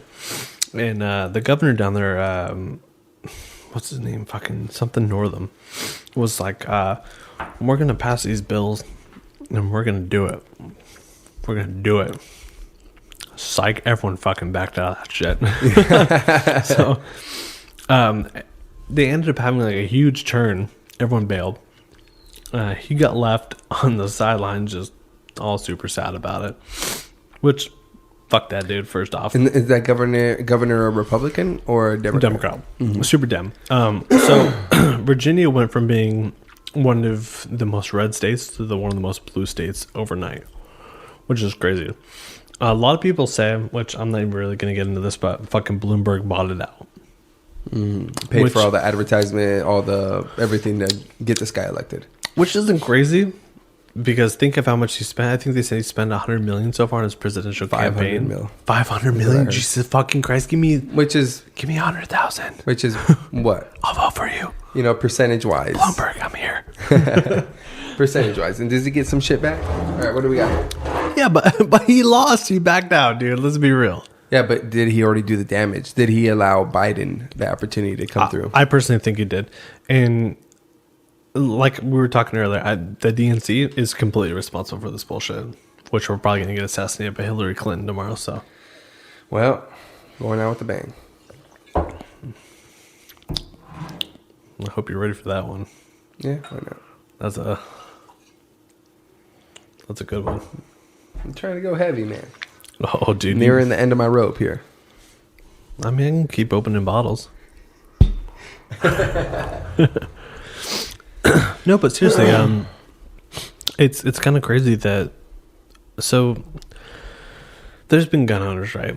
A lot of gun owners for a long time. Since, you know, I mean, early 1900s, people were into guns, right? I mean, you could go. You had to have one, but like before, like the National Firearms Act of 19, whatever it is, 19.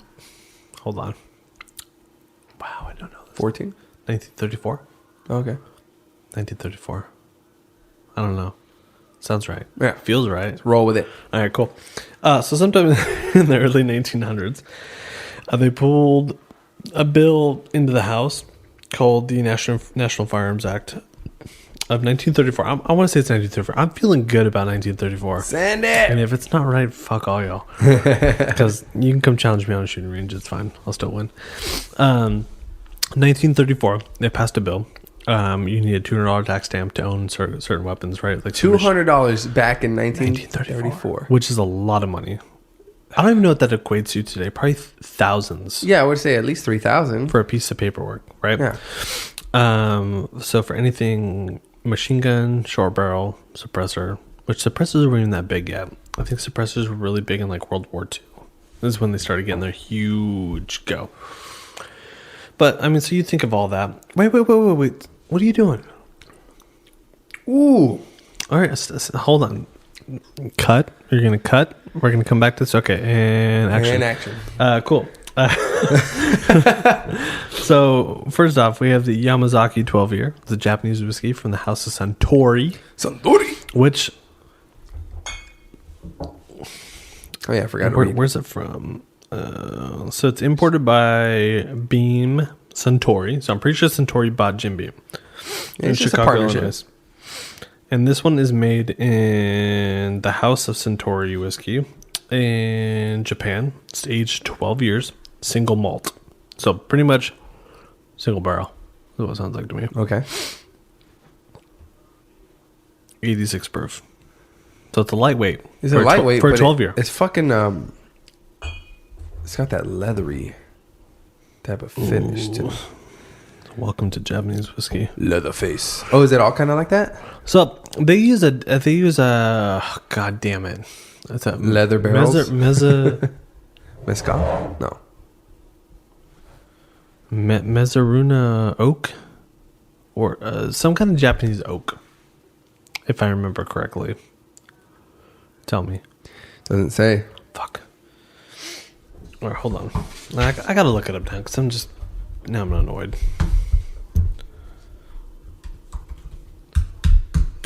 Jesus. Sorry, guys. Don't be sorry. Everyone's sorry all the time. Sorry. Man, this is gonna be like a 5-hour podcast. Oh, shit. I'm kicking the fucking table like a motherfucker. I gotta piss so bad. It's Do you? fine. Dude, I drank so much water and tea today, dude. It's a profound single malt whiskey. So we had that togi. I don't know if you remember that shit. That when she tried to make us the highball. Oh, yeah. It's garbage.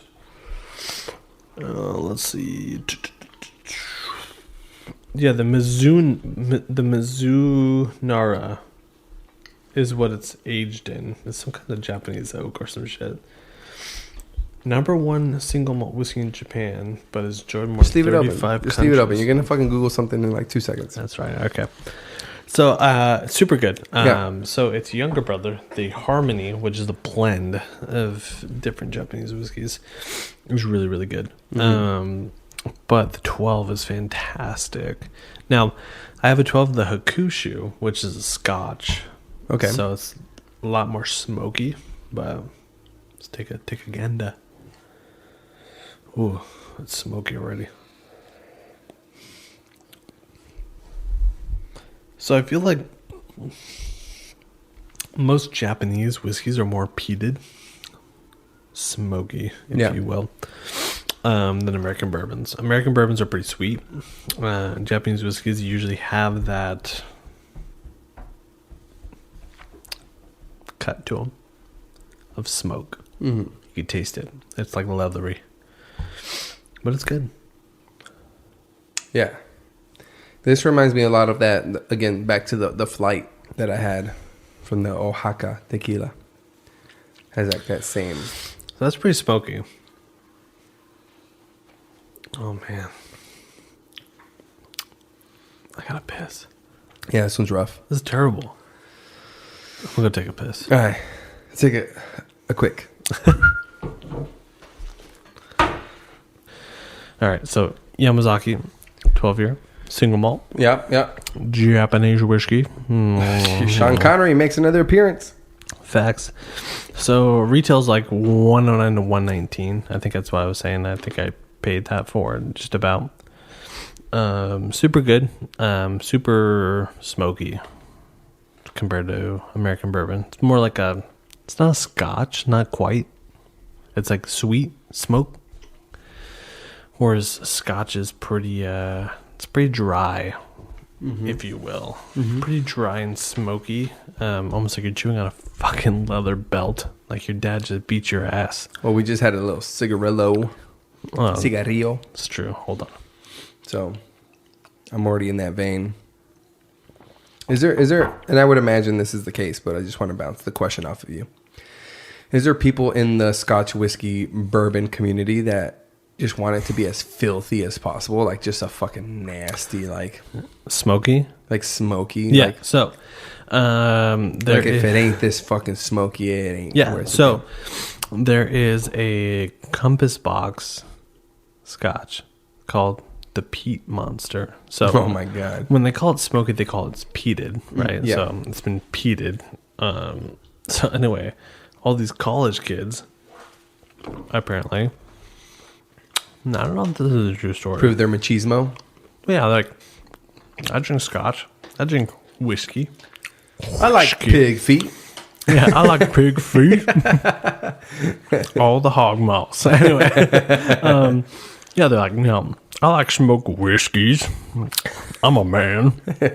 So Compass Box was like, we got you. Oh shit! Here's this thing called the Peat Monster. I haven't tried it. I see it all the time. Yeah. Which scares me. Okay. Because I see it so much. And does it sell for retail no matter what? Like yeah, it's at Total One. You can go get it right now. Nobody's buying that shit. So I'm scared. That's how you know it's bad, right? Yeah. So you know what we should do? I just had the idea, like the Hot Ones challenge. Do some fucking hardcore liquor challenge like that. Yeah, I'm all set. Like, dude. I don't mind smoky or oaky shit, but like when it's too peated, it's too peated. Yeah. Like, it's too much. It's too much. I prefer not to eat the fire, but drink the fire, if that makes sense. Okay. Like when I can like it doesn't physically, when I can physically taste it, I'm just like, wow. Wow, dude. Just ate like a fucking log. I'm like, I'm all set. I'm all set. Like you dropped your s'more in the campfire, you're pulling it out, and it's like it's been burnt for like 10 days. Yeah. It's past the point. It's like it gooped. Ooh, solidified. You just bring Gwyneth Paltrow back into our night of conversations. Gwyneth Paltrow, dude, the fucking candle that smells like her fucking vagina. It's wild. That sold out in minutes. I'm sure it's marvelous. People are like, "Give me that pepper vagina." Pepper? Oh, yeah, from Iron Man. No, but seriously, like, who the fuck does that? Crazy white girls, dude. So I buy it. It's fine. Yeah. So I mean, obviously, it's for someone. Mm-hmm. It's not for me. Just like a pussy smelling candle. It's not for me. And that person is registered. Gabby ordered one off eBay for double the price. Secondary. Hey, I'm just trying to see what it's like because she's getting into candle making. So he's exploring for you of what pussy candles smell. Anyway. What did you think of that one? Real smoky. So, what's your favorite so far? Weller 12. I do like the Weller 12. Okay. But I'm thinking I like... Really? The 100 proof. Really? A little bit more right now. Okay. Fair enough. But up next on the agenda. Ooh. Sorry for our chewing. We've taken 1, 2, 3, 4, 5, 6, 7. 7 doubles. Well, the shot earlier was just a single. But everything else has been doubles. Up next, Stag Junior. Ugh. The straight bourbon whiskey. Oh my God. 128.4 proof. Barrel proof. Unfiltered. Looks pretty clear though. Let's see. Trace. Frankfort, Connecticut. Or Frank Nut. Frankfort, Kentucky. And you can email stag@bourbonwhiskey.com. Oh God. Ooh, the phone number's right here. 1-866-729 beep. Yeah. You get the rest. Let's go ahead and So let's just take a second. give me a nice pour. Stag Junior. Stag Junior. Okay, The so fuck there's a is Stag Senior? there's a Stag Senior, right? Which is that big bottle we saw today. Oh, okay. So just Junior means it's the 750 ml. Bitch. No, they're still the same size bottle. Wait. All whiskey's usually at 750 milliliters. No, I mean I saw some handles at the Handles, but that big one is the same size that Willet, which is 750. Where? What do you mean? The ones we saw today. Oh, the ones that you were looking at. But no, I was cruising the other aisles and I saw like a Maker's Mark, a big ass fucking bottle of that, and It's garbage. You're gonna say Maker's Mark? No, is Maker's garbage? is delicious, actually. I was gonna say. There's actually a bottle called the RC6, which is like a experiment barrel.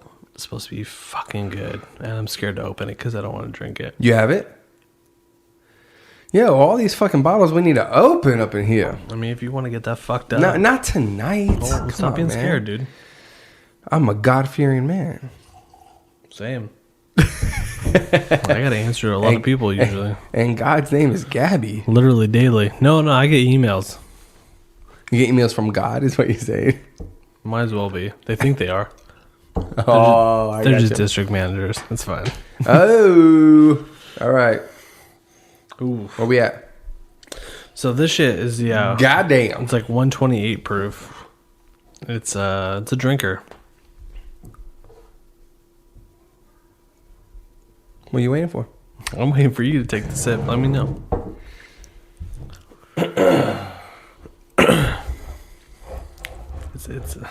It's a spicy motherfucker. All right. Esta es para mi gente. I don't speak Spanish. I'm in America. Oh, but it's good. It is good. It's good. It's as soon as hot. I hit my tongue.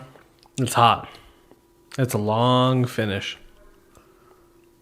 Yeah, that's good. Takes you down. Probably gonna put me down. So I don't know if this just that the other shots have kind of settled down. I'm sure people can hear it in my voice now. Getting a little loose. The little cigarillo we had. See, I don't get loose. I just get tired. I normally get tired too. Like I tell myself, you know what I told myself when I did that 3.5 hour podcast with Frankie was no more than 2 drinks during these, and we've had. Oh, well, first off, you're probably drinking like trash. Oh, whoa, sir. Yes, but it was also mixed with other trash like soda. But not only that, it's fucking late, dude. Like, what time is it? 10:45. 10:45. We've been going for a good 2 hours. But I feel good. Are you ready to go home? I mean, Gabby's ready for me to come home. No. Yeah. Thank God I have like 10 feet to go. Yeah, I know. You're right there. No, that's actually, that's good. So It kicks your ass at first. a lot of people are like high proof. It's probably just got the alcohol burn to it, and it's just not very good. I've had mixed experiences with barrel proof. I've had barrel proof that's really good. I've had barrel proof that it was too much for me.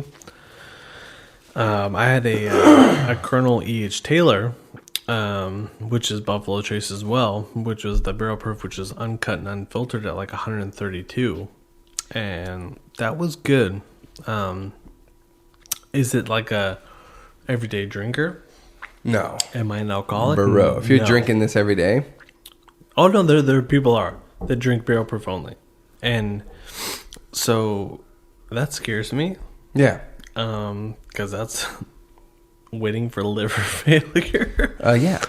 Because that's rough. Don't get me wrong. It's good though. It's really good. That one is good, dude. It's smooth. It's smooth, but it's got a really long finish. Yo, people that hate chewing sounds are gonna fucking hate this episode. That was solid, dude. Chew on it. I was definitely expecting it to be a harder punch to the gut, but that was actually really good. And my buddy, one of the comments on my Instagram post when I shared this was he commented on that Stag Junior. He said, "Yeah, he knows what he's talking about."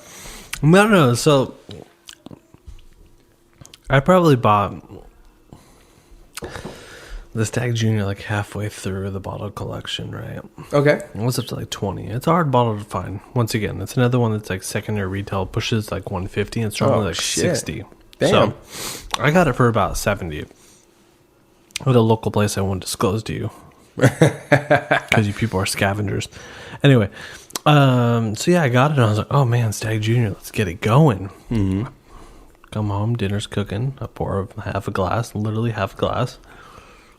Take a sip, and I'm like, oh fuck. Ooh. This is not a half glass pour. It's like quarter pour. That's like turning down the wrong way on a one-way street where you're like, ooh. Yeah, I was like, ooh, it's a bad choice. And I was like, oh man, this is not good. So my brother-in-law was like, what's that? I'm like, Stag Junior, want to try? He's like, Okay. So I gave it to him. Dude loves it. He makes whiskey sours with it. Yeah. He's like, it brings the punch, but It's good, man. it's good. I don't know if it's an everyday drinker. I would drink it more often than I do the Centauri. Okay, that's fair enough. So the Centauri's got that peated side of like Scotch almost. But when we get done with this, we'll have plenty of time. We'll make another old fashioned. Okay. So what about Centauri though? When you had that drink a year ago, kind of set it off. Like what was? It was explosive. Yeah. It was. I mean, so at that point, were you just drinking always mixed alcohol, like liquor? Yeah. So like martinis. Yeah. And so I was cocktails? always drinking like. So if I had whiskey, it was a whiskey and Coke or a whiskey sour or something of that nature. I think the Centauri stuff was the first time I had it on a cube, and I drank it straight, and it tasted the same, and I was like, "That's not bad." Yeah. Right. So I started looking for the Hibiki Harmony, which I'll grab once I go over there. You're grabbing more fucking bottles. We'll try that one too. So I tried that straight, and I was like, oh, "That's good." And then my buddy was like, "Oh, you like Hibiki Harmony?" And I was like, "Pretty good." He was like, "All right, maybe we tried Hakushu or Yamazaki." Well, no, I'm a middle income person. What the fuck does that mean? So, But you got friends in high places. hardly. You got your uncle, basically. Mainly, yeah, my uncle. But I mean, he even hates Hibiki, Really? which is weird. Because it's real peaty? No, super smooth, but he loves the Hakushu, which is super peated. So it's weird. But anyway, so I was like, all right, my buddy's like, hey, I got this Yamazaki and Hakushu. Do you want it? I stopped drinking. Sure. So I pick it up. And he's like, do you drink a lot? And I'm like, I mean, occasionally. But, that was when I like kind of first started. And it was really, really good. And ever since then, like I started with Japanese whiskey. I think my first 3 bottles were Hibiki Harmony, Yamazaki 12, Hakushu 12. And that kind of branched out from there. And that was really me going to Total Wine and kind of seeing what was like the, what's it called? The wine spirit pick or what? They have like the numbers. You mean, is it like out on a table or is it just like there's a placard on it? There's a placard on it. So I was like, oh, that sounds good. Let's give it a go. Yeah. So I would try it and kind of made my way up from there. And then I started joining these forums and they were like, try this, try this, try this, try this. And here we are. It's like 71 bottles later. I mean, I've only opened like 50 or so. But the main reason why is because I tried to finish a bottle before I opened a bottle. So I kind of work my way through the bottles. A lot of people have like a lot of bottles open. I try to finish what I have, introduce a new bottle, and kind of go from there. And that's when you'll see my non-business post. Regarding that kind of stuff is when I open a new bottle usually. Or gotcha. if I drink a bottle for the first time or second time or whatever you want to fucking call it. But yeah, I mean, Japanese whiskey was like the first time I was like, this is more than Jack Daniel's whiskey, money wise. Like I've never had. So before my first pour of Hibiki, it was like at that point $50. Now it's $100. Damn. So I never had anything above $50. I was like, Jack Daniels? I don't know. So once I got into that, I was like, man, this is like kind of a crazy thing. Like all these whiskeys that are super good are above $100, right? So that was my price point. Japanese whiskey, $100. So if you can find it for a little bit less. Yeah, I was like, crazy. So then I was like, well, fuck Japanese whiskey, right? Let's get into Here we go. American bourbon. Yeah. A storied tradition. That's when the game changed. Because you got these American bourbons that are $20 that are delicious. Yeah. So it's like, at one point, are you paying for the name or import versus what it is? Now, I would tell you now that I prefer American bourbon Okay. over Japanese whiskey. Yeah. As weird as that is. So Japanese whiskey got you into it, but now you have a preference for that. What's a bottle up here that you would have put up here, but because of its small price tag, you withheld it? That's a good one. Yeah, huh? That's a good one. I told you I'm full of good ones. Um, Because a little bit of this was kind of flaunting.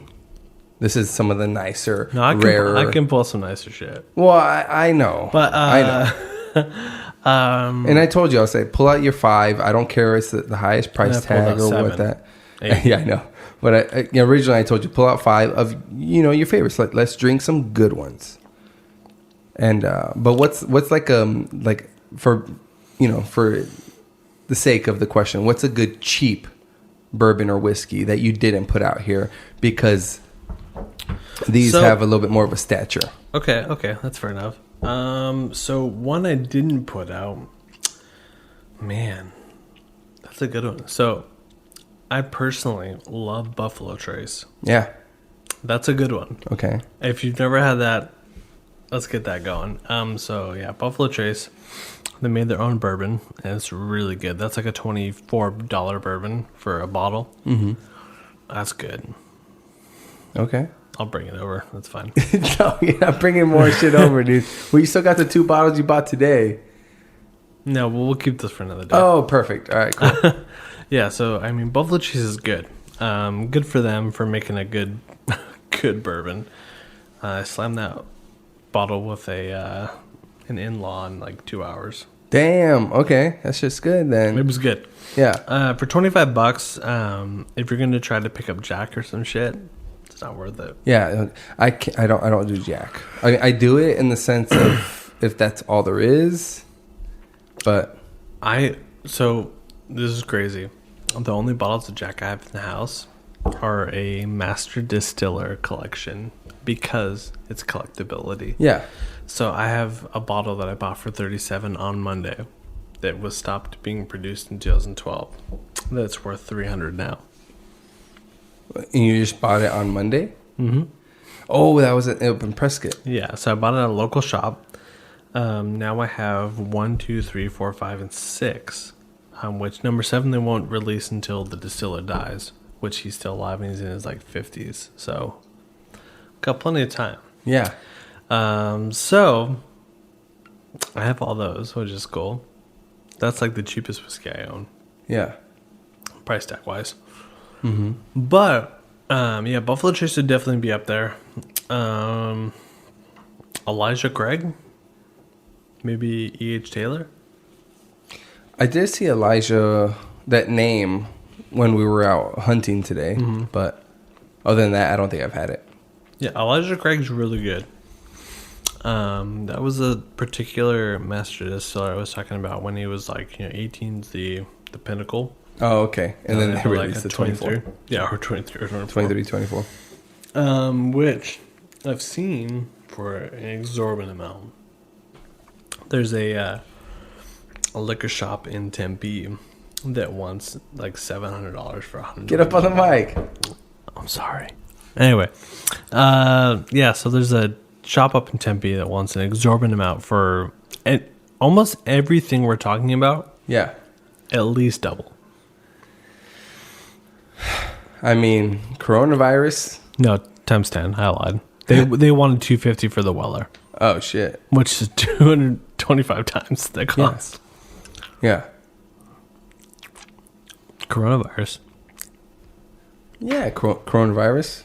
Listen, have you heard about the story about the Harvard professor that was recently arrested for that shit? For what? So, the Chinese government. Yeah. Fuck you, Trevor. Who doesn't believe this shit? I'm just kidding, Trevor. I love you. You're my favorite redhead bastard. Yes. Not a bastard, but I love you. Yeah. He was arrested for receiving $50,000 a month from the Chinese government. Yeah. For creating a lab in Wuhan, China. Creating the lab. You mean the lab that would, in essence, study viruses that, in turn, people got lazy on the regulations that they had. As like, hey, make sure you're quarantined properly before leaving the premises. And as humans, no, okay. See, no, you're giving it too much Arkham's hope. razor. You're giving it too much hope. No, Arkham's razor. The people followed the fucking rules. No. Yeah, people don't follow the rules. What if China? Oh, here we go. Hold on. What if China manufactured that virus to control its population? That's the thing. What if all the shit in Hong Kong about being a free state like the United States of America and being able to own guns to overthrow the government became a big thing and become a big thing upon its entire population of China? Mm-hmm. So China is people. There's more people than the military. What if all those people revolted at once? Mm-hmm. What would happen? Well, they'd be fucked. The government would be fucked. Well, China's this big old superpower. Without the people, they're nothing. Think about that. Without the people fighting, if the people... So say... Side note. Chinese government, right? I love them. Fuck America. They always fuck do. America. They do. All right, okay. So fuck America, right? Mm-hmm. Their government goes to war with us. The Chinese government getting paid 2 cents a day in their factories that they're enslaved to work through under communism goes, well, fuck you, China. U.S. government, Chinese civilians fighting at the same time. Think about it. Who wins? What do you mean, the government versus our government? And yeah, who wins? Well, we wouldn't. Our government wouldn't be in full force at that point, but or would it? It wouldn't. Or would it? It wouldn't. Think about it. No, it wouldn't. That's a lot of trade stuff. It wouldn't. Our government wouldn't be in full force, but if it was, oh yeah, for sure. Well, I mean, I'm just saying, but. I mean, you got to think about that kind of stuff. People don't think about this stuff. They're like, oh, trade agreements, blah, blah. I'm like, you got to remember, the Chinese people, most of them, are forced to work in a factory. For sure.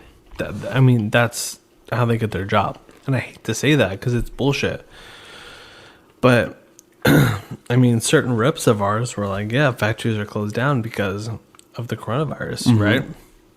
Yeah, that's why we're taking a hit. That's why the stock market's taking a hit. But what a way to control your population. Yeah. Could it be the person that was paid $50,000 a year to create a lab in that city that the virus stemmed from? 50,000, is that enough to create a lab? Over how many years, though? Because he was getting $50K a month. Oh, a month. I thought you said a year. No, a month, sorry. If I did say that. Which I don't think I did. I think Juan's just drunk. Wuhan. Wuhan. Yeah, 50K a month is definitely more enticing for somebody to create that where they accidentally release some sort of virus. Yeah, but I think hindsight, not hindsight necessarily, but just like looking at it after what we know kind of already happened, is easy to be like, well, this happened, so that must have meant that, these people planned for this to happen, and so on and so forth. Where it doesn't leave any room for chance, where it's just like, yo, sometimes it just fucking happens this way. But I mean, my biggest thing is the virus itself, the Corn 15 or whatever, they're 19 or whatever they're calling it. Besides the coronavirus, which sounds like it's Mexican beer killing people. My favorite. Shame on you. Modelo is way better. Anyway, I mean, it just sounds ridiculous that this one virus is killing all these people. If you look at the statistics, it's all these people in China that have died under a communist health plan that can't afford to go to a health specialist and get that kind of preventative care. No one else in the country has died. No one else in what? In USA. No, yeah. There was a dude up in, I think, Washington or Oregon. Oh, who knows? There's probably compromise. But anyway. That's who's always at risk. That's the big thing, though, right? So everyone's like, yeah, the coronavirus. I'm like, cool, the dude was probably 80, no health care, that died. Now, this is where I'm going to switch on you from right to left. Okay. Should everyone have equal health care? Yes. Yeah. Everyone should have the opportunity Yes. to have health care and not pay ridiculous amounts. Yeah. Per our conversation earlier, I paid $250 for a goddamn shot in a 15-minute conversation to get my arm pricked, blood pressure drawn, and fucking temperature taken. To say I was completely healthy, but with bronchitis. Which is just fucking some basic ass shit. Oh yeah, you have bronchitis. Here's a fucking flu shot. Think about that. It's definitely inflated. No, it's not inflated. What? You can't cure bronchitis with the virus. Oh, no. Viruses you can't cure. No. So for them giving me a flu shot was completely out of their will, which took my bill probably from $75 to $250, which is what I got. But thank God for insurance, I owe $25. Okay, so let's break that down. Now we're gonna get really fucking deep now. Wait, let's pour this next one. No, hold on. Now I'm pissed. Yes. So $25 for 15 minutes I took there, which the doctor was there for 5 minutes. Of course. So think about that fucking hourly. Think about that. $25 for 5 minutes. That's like $125 a fucking hour. To be like, you have bronchitis, but we'll give you a flu shot. It'll heal you. Like, I'm just saying. So that part of me goes super left. Everyone should have health care, a way to live, shelter, food, all that kind of stuff.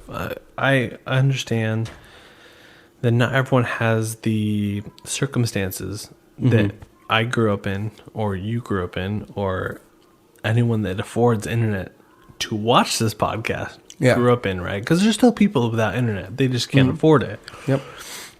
And I think it sucks. I think it's stupid. Do I think everyone should be treated equal because of their circumstances growing up? No. I think that there's a lot of people from every Hispanic race, or not Hispanic, sorry, any race that grew up. They could be African American descent, Mexican descent, ethnic race, any ethnic race, right? Besides the Caucasian race, has the chance to make something of themselves, and I think they can. Yeah. I mean, you're a fucking prime example.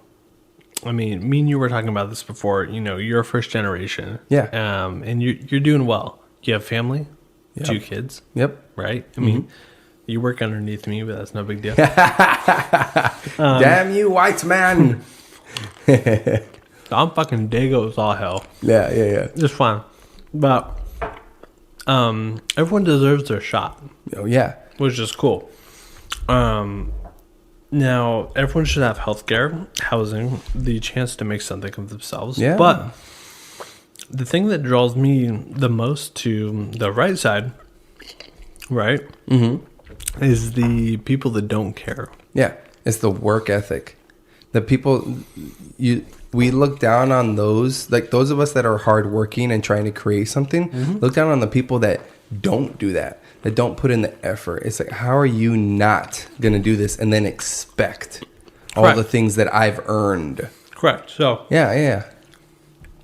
My grandpa came here from Italy as a young adult. Decided how to figure it out. Yeah. Bought land. Started his own company. A true entrepreneur, if you will, in Arizona, was the masonry. So he built, brick buildings, all that kind of shit. So a lot of stuff on Main Street and Mesa. Oh, cool. Churches. I didn't know that. Yeah. So a lot of that cool stuff. He bought land really young after having my mom and stuff like that. So wait, so can you tell me what your mom's maiden name was? Perry. Perry. Okay. It's like That's right. Seton Catholic Church or Queen of Peace Catholic Church. They have buildings named after the Perrys, stuff like that. So my family is traditionally very Catholic. So, so not me. Yeah. So I mean, but that's what's crazy though. Is he was so gung ho Catholic, super entrepreneur. To the new land, like, I'm gonna do the thing, right? I'm gonna make my name for myself, and that's all it took, realistically, if you think about it. And it's not that I think that people shouldn't be able to come here from different countries, right? Like a closed border, and like me and you were talking about this earlier. Yeah, is the chance to do it correct. Yeah, of course. Now, doing it correct now, I think, is a lot harder. It is. Than it was in the 40s, 50s, and 60s when my grandpa... Oh, no doubt. It's even harder now from like the 80s and 90s. Yeah. Correct. So, I do think it's harder.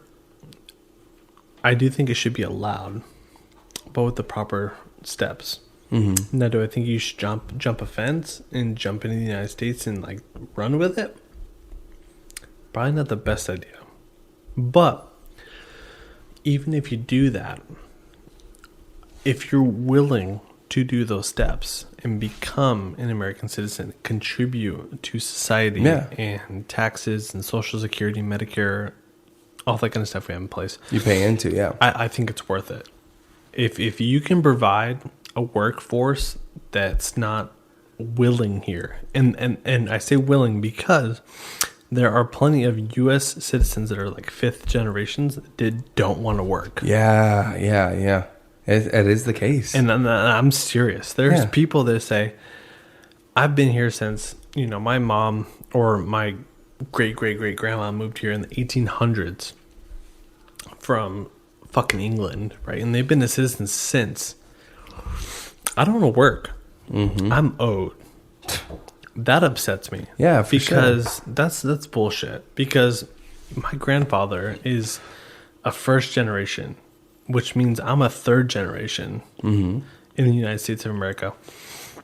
He came over here with zilch in his pocket to Pennsylvania from Italy and made a name for himself. Yeah. So if he can do that, what happens if your family that's been here for 6 generations could make a name for yourself? Think about that. If your 6th generation family could have made a name for themselves, you'd be fucking Michael Bloomberg. Yeah. Let's be real. I'm just saying. If you had that chance and you were that past in that generation, you would be in like the original colonies of the fucking United States. You'd be making money. Yeah. Like, let's be real. Unless you were stupid. The opportunity is there. The opportunity is absolutely there. And it's all about opportunity, but denying people the opportunity is wrong. Pursuing the opportunity correctly is right. And that's kind of my feeling on it. That's most people on that side, on the side of it is most people. Yeah. But a lot of the most vocal people, will just there are a lot of people that say that anyone that wants to come to the United States can come to the United States and be a citizen. And just by coming here. You can absolutely become a citizen by doing the right paperwork. Yeah. Getting it, and the unfortunate truth is that there's a lot of people doing that now. So it is time consuming. There's a process that should be abided by. There is a process, but I mean, you also got to remember a lot of people becoming U.S. citizens, they go through the same background checks that I go through to own a gun. Mm-hmm. Because that's what I was going to say when you're talking about like, hey, let's make sure that they're vetted or whatnot. I'm like, wait, these are the same things you're saying about. So it's like, you know, a lot of people on the super left, right? Like super hardcore Dems. Mm-hmm. They're like, you know, I want to know everything you've done in your life. I'm like, but you're willing to let people from that aren't U.S. citizens that come here illegally vote for you. But you want me, a U.S. citizen, to go through all these crazy which is funny checks. Because a lot of people that come from here, a lot of immigrants tend to be right wing. They tend to be very conservative because a lot of countries outside of America are conservative, and so you know they don't realize that a lot of times they'll vote against their own not the person that's voting's interest, but the person that says, oh, they should come here. But there's also that left side that gets the minority.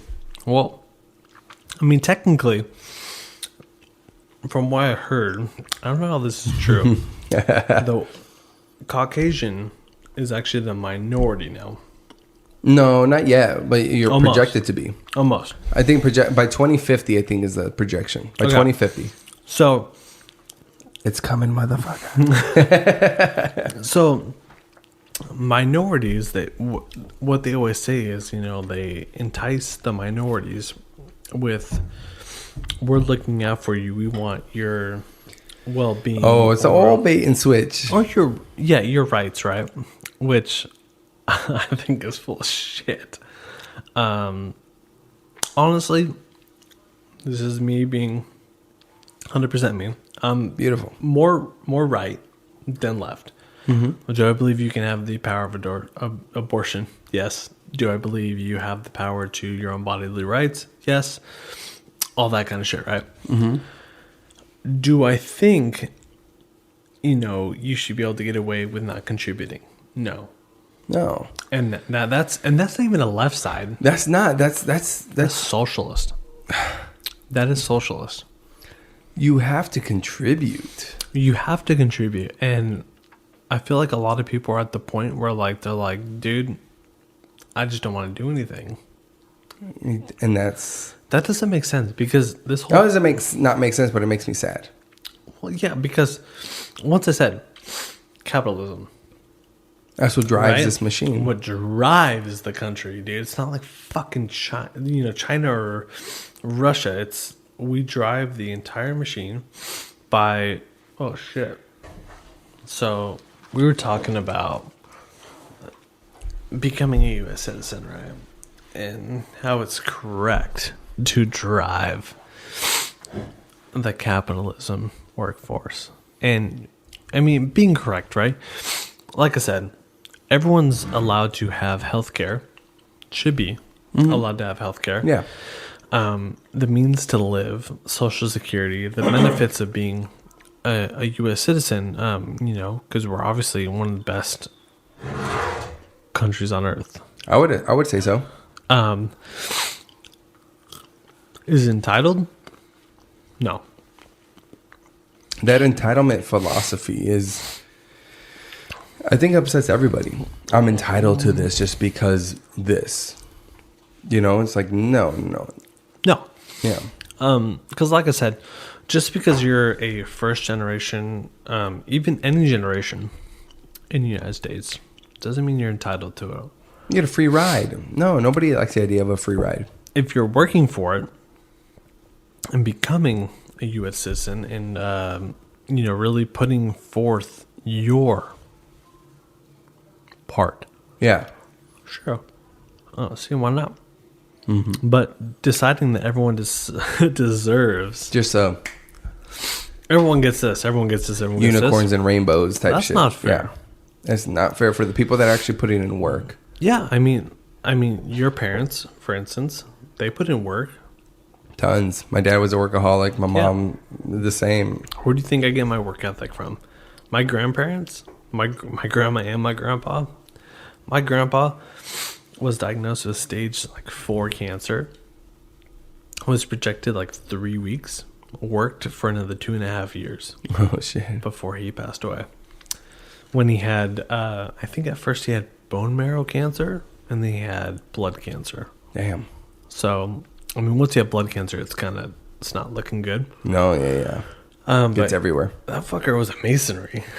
That dude was laying brick Yeah. until like 2 weeks in his deathbed. Damn. Like, I remember him being out and about doing work, and then all of a sudden he was in hospice care at home, and then they transferred him to the hospital, and then he passed away a week later. I mean, That quick. that quick. Mind you, a lot of that's got to do with what they do to you in hospice. Yeah. I don't condone what they do. I understand what they do. They make it more comfortable. They make it more comfortable by giving you so much fucking morphine that you're killing yourself. Realistically. Let's be real. So yeah, that's kind of what happened. But I mean, that dude was a stubborn workaholic. And that makes complete fucking sense with myself. Because you've seen me Yeah. be there before you get there. The way after you get there. Oh, yeah. I think at one point you saw me work like 20 days straight. Yeah. Or some shit. Yeah, I've always applauded you. That's unfortunate. I wish I could unapplaud myself. Well, here you How go. much physical time? How much physical time I could get back? That's terrible. I mean, I enjoy what I do. No, same here. If it was something I didn't like, I would have left by now. Yeah, for sure. But it's fun. I get to meet a lot of new people. Definitely experienced a lot of situations I never thought I would have experienced. Yeah, let's grab the Eagle Rare. Stand by. Look at this beautiful decanter. Mm-hmm.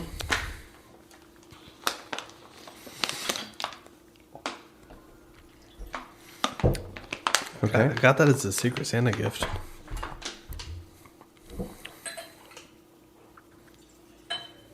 I'm just going to do an ounce. You can do more if you want.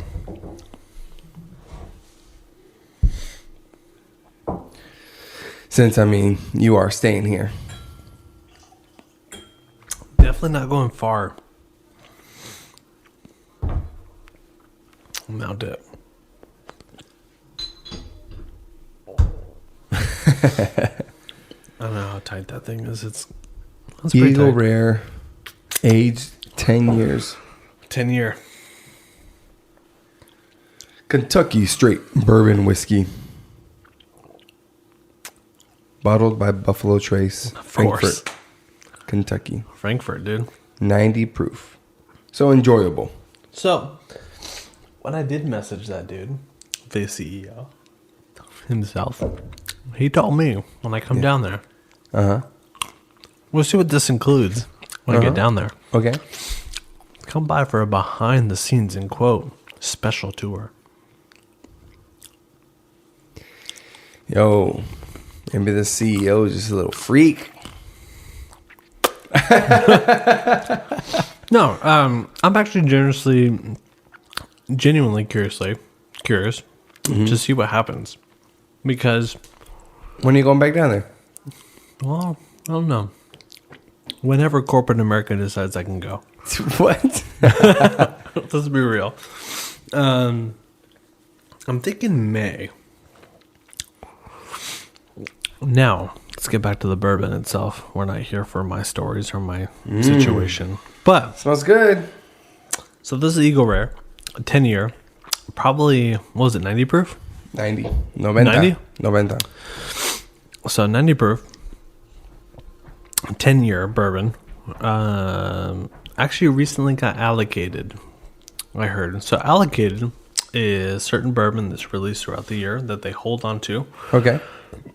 You have to spend so much to get that bottle. Yeah. Or they give you 2 bottles a year, which sucks. Because this bourbon itself, I think is very good. That's why I have it in my decanter. It's a daily drinker you can afford. It's a daily drink. You son of a bitch.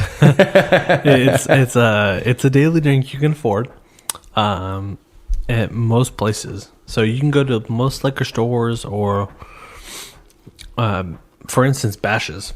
I get it at Bash's. Yeah. But what's weird though is here it's readily available for $29.99, give or take up to $40. Some states it's like $90. So you trying to flip this shit or what? No, I love it too much. So that's the interesting part. So because there's some stuff I have that's I get for $65 here, but in Kentucky it's $100. Damn. Which is interesting because the distillery it's from is in Utah. So I understand why it's cheaper. Now, for this stuff on that side of the country, it's more expensive, but it's closer. So think about it that way. Does that make sense? No. Okay, so it's closer to us, but it's cheaper. It's farther than us, but it's more expensive over there. Are you talking about like just because it costs more to ship it? Is that what you're saying? Oh, I'm saying closer to Kentucky, this bottle's hard to find. Okay. It's more than retail. Yeah. And it's scarce. Okay. Over here, I can find it readily available and it's cheaper. Yeah, because it's a distillery that's closer to us, Utah, which is directly north, is cheaper and readily available here, but not over there. You get what I'm saying? more people are after it over there. Maybe. Or is it price gouging? Well, it's always a little bit of price gouging. It's the American way. Amen to that. It's just, it reminds me of the whole thing about steel. I hold a 40% margin, dog. It's all about the steel. Trump raised the import taxes on steel from China. And so U.S. fabricators, to make them more affordable, U.S. fabricators just went $1 under what the imports were. So the price still went up, but it was just cheaper. Yeah. You know what? Or how are you not going to do that? You know, it's like as a business move, that's the business move, right? But, you know, the administration says, well, let's just up import taxes so it's more expensive. People don't want to buy it. And they'll go for the American stuff. Well, the American stuff was like, well, we'll raise our prices, but still be the cheapest. Listen. So, Eagle Rare, 10-year. That's good.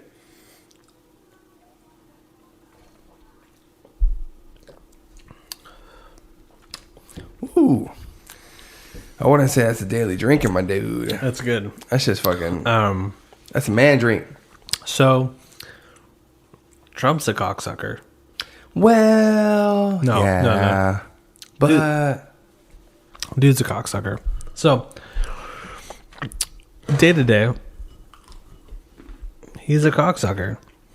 Let's be real. Right? He's a cocksucker. Do you agree? yeah. Okay. Name me one thing he's done to hurt us. Period. I need to hear. And this is an open discussion. I'm not saying you're wrong. No. I would say the main thing that people will point to is the way he's allowed himself to be depicted. That Besides that. Yeah. So that Besides Twitter. I'm talking like bills signed, executive orders signed, being the president of the United States besides Twitter. Well, besides what he's fucking said with his dumb fucking mouth.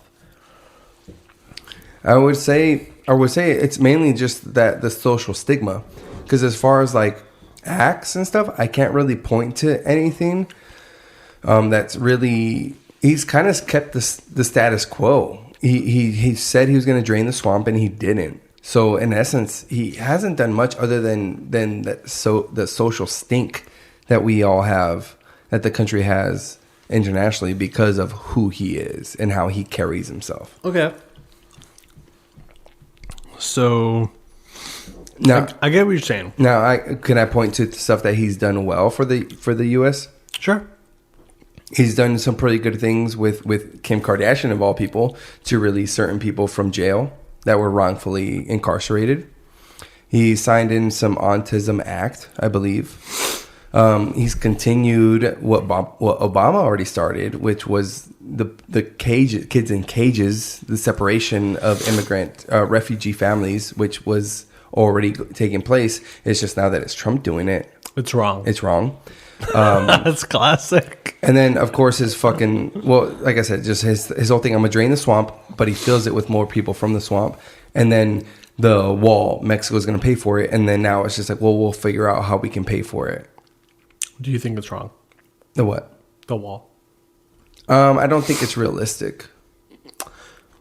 You'll find a way, and everybody will find a way. Tunnels are more adequately, like, not available, but I forget the other word.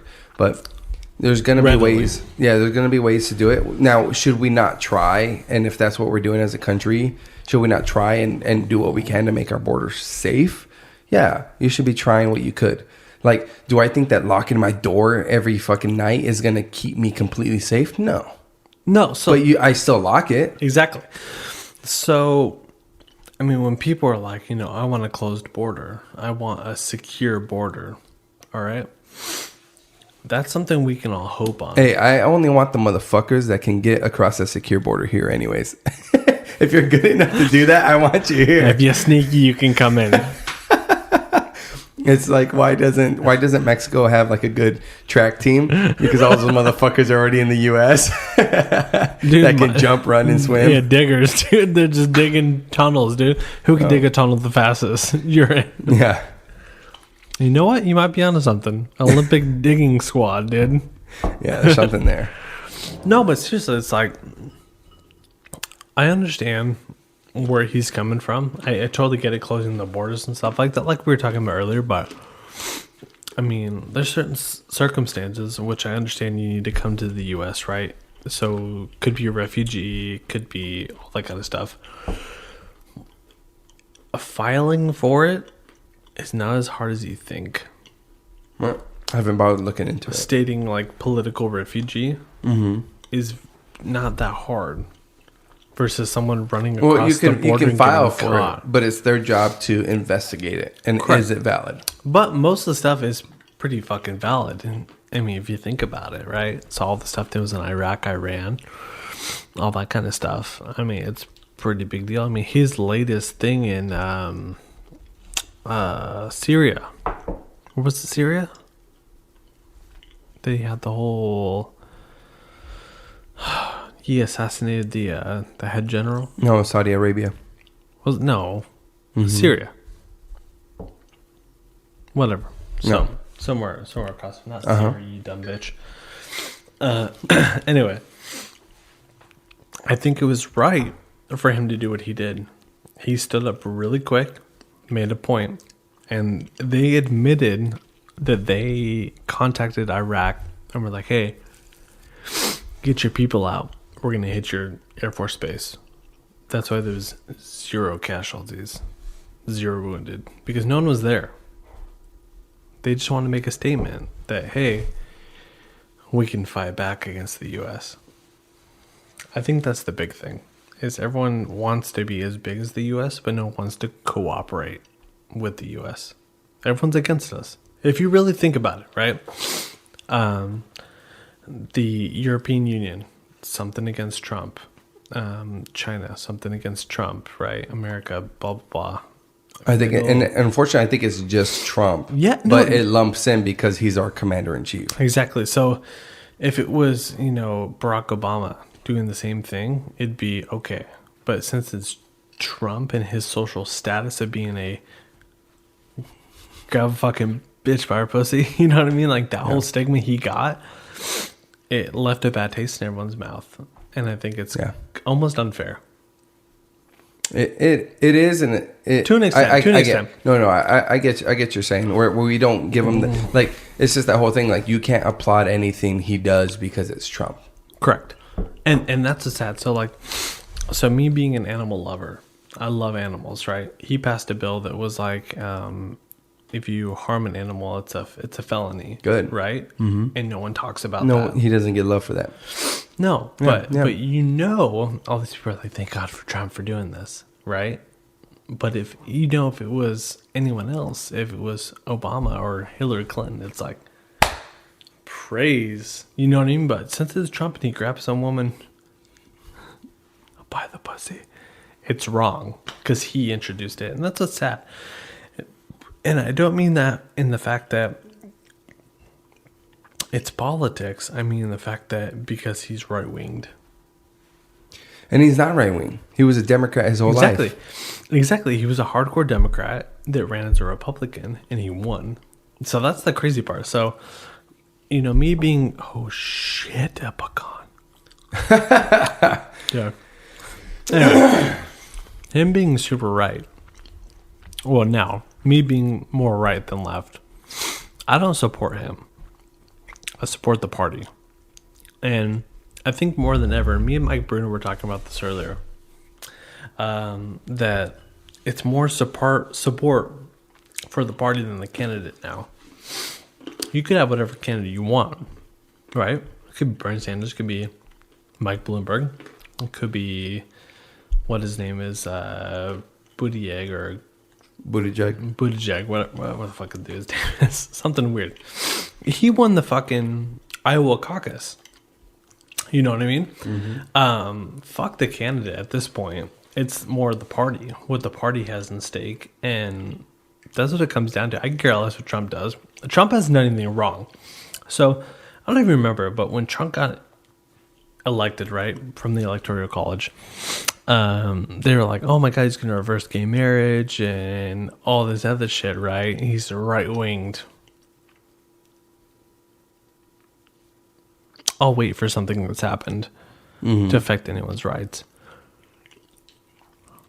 If anything, he's given more rights to the people. Well, he's also not allowed, but encouraged, or not even encouraged himself. But what has become to rise is the white nationalists, white supremacists, to become a little bit more vocal. So not even a little bit more vocal, a lot more vocal. Okay. I could agree to that. The only reason I can agree to that is because of how the media portrays him. Well, yeah, if you make somebody out to be this hardcore villain that they're not, these people are going to identify with this person and call you out on your bullshit. And that goes on each side. Mm-hmm. So that goes on, Fox News being super Republican, CNN versus being super Democrat. Right? You're going to fucking... Whatever you watch the most, you think the worst of that person. So to me, right, Bernie Sanders is the devil because I'm conservative. Mm-hmm. Is he the devil? No. Even to some Democrats. Fact, look at the DNC. The DNC's taking him out as we speak, dude. Mm-hmm. Yeah. How much you want to bet that Michael Bloomberg was a ploy to get some of the voters off of fucking Bernie Sanders to Bloomberg to delegate to fucking Biden? Yeah. That seems pretty fucking coherent to me from the DNC. But anyway, I can believe that. I mean that's the crazy shit, right? And it's pretty upsetting that the states themselves are so caught up in parties that's where we're at, not the candidate themselves. Yeah, but that goes against what you just said, where it's not about the candidate, it's about the party. Well, no. Me and Mike were saying that it's about the party versus the candidate now. Oh, okay, yeah. But it should be about the candidate, not about the party. Yeah, that's identity politics. Yeah, exactly. Yeah. And I think that's where we've had a major switch in the past 10 years. Yeah, well, people are seeing what's at stake. But with not like not falling in line. But what's at stake? That you have less of a chance to get through what you want unless you fall in line. Okay. Which is the fucked up way to look at it, because you should vote what's true to you and yourself. You should vote for what you want. Absolutely. That's the point of a democracy, right? Instead of voting for what you think is going to win. That's the difference between a democracy and a oligarchy, or a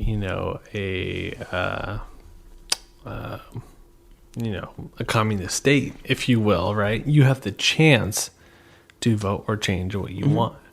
You do. What I think a lot of people don't see is there are some candidates I'm not going to name, because we already know, that are trying to instate more communism ways than you really think. I'm just saying. There's more things you think that will work in other states around the world that will not work here. And it's not necessarily to say that it couldn't work here. It's just to say that because of our founding principles. Yeah, our founding principles or our amendments in our Constitution are vastly different than these other countries that are implementing these specific laws under a new, different side of government, if you will. A lot of people, from China were in Hong Kong were like, we really wish we had your right to bear arms. Bear arms, free speech. Yeah, because Great Britain's hold on Hong Kong is coming up to a close. I think it already did. That's why everything's going. Where China gets complete control, which China is a communist state. Yeah. So it's a communist, and most 99.9999999% of them are communist dictatorships. So I get where they're coming from. So it's not just China. It's Venezuela, Argentina. All those places that are having massive wars where the government has removed their rights, but using their rights against them. Guns, free speech. Yeah, you don't have a way to defend yourself. And what they say is, you take your Second Amendment, you might as well take your First Amendment. Yeah. Which, what happened in Virginia? They said, we're going to try to take your Fourth Amendment. We're going to try to take your firearms, right? Anything over, I think it was 10 rounds per magazine or semi-automatic, you had to register or turn in. But this is the best part. You talk shit about our officials in office that want to take your guns, you'll go to jail. Which is your First Can't do Amendment. that shit. In Virginia, they think they can. Fuck Virginia. So that got out the fucking way because everyone talks shit about that. Governor Blackface Northam, who dressed up as a black person on Halloween and thought it was okay, got swept aside. So that whole shit shows in Virginia. In our own home state, they're trying to do the same thing. They're trying to ban assault rifles and anything over 10 rounds. Assault rifles isn't a term that should even exist. Yeah, it's only assault rifle if I hurt someone. Yeah, because you assaulted somebody with it. Yeah, last I checked, my guns are in my safe, locked up, and they haven't done anything in about 60 days since I last shot it. Well, let's go. I mean, that's the sad part, is I hate the stigma gun owners get. So for me being a gun owner and being really into Second Amendment, because that's what I was born up around, right? The right to be able to shoot and hunt and all that kind of stuff it makes me to modern day Democrats, if you will, like new really left. I wouldn't even say Democrats. It's just people that aren't familiar, uneducated, uneducated on guns.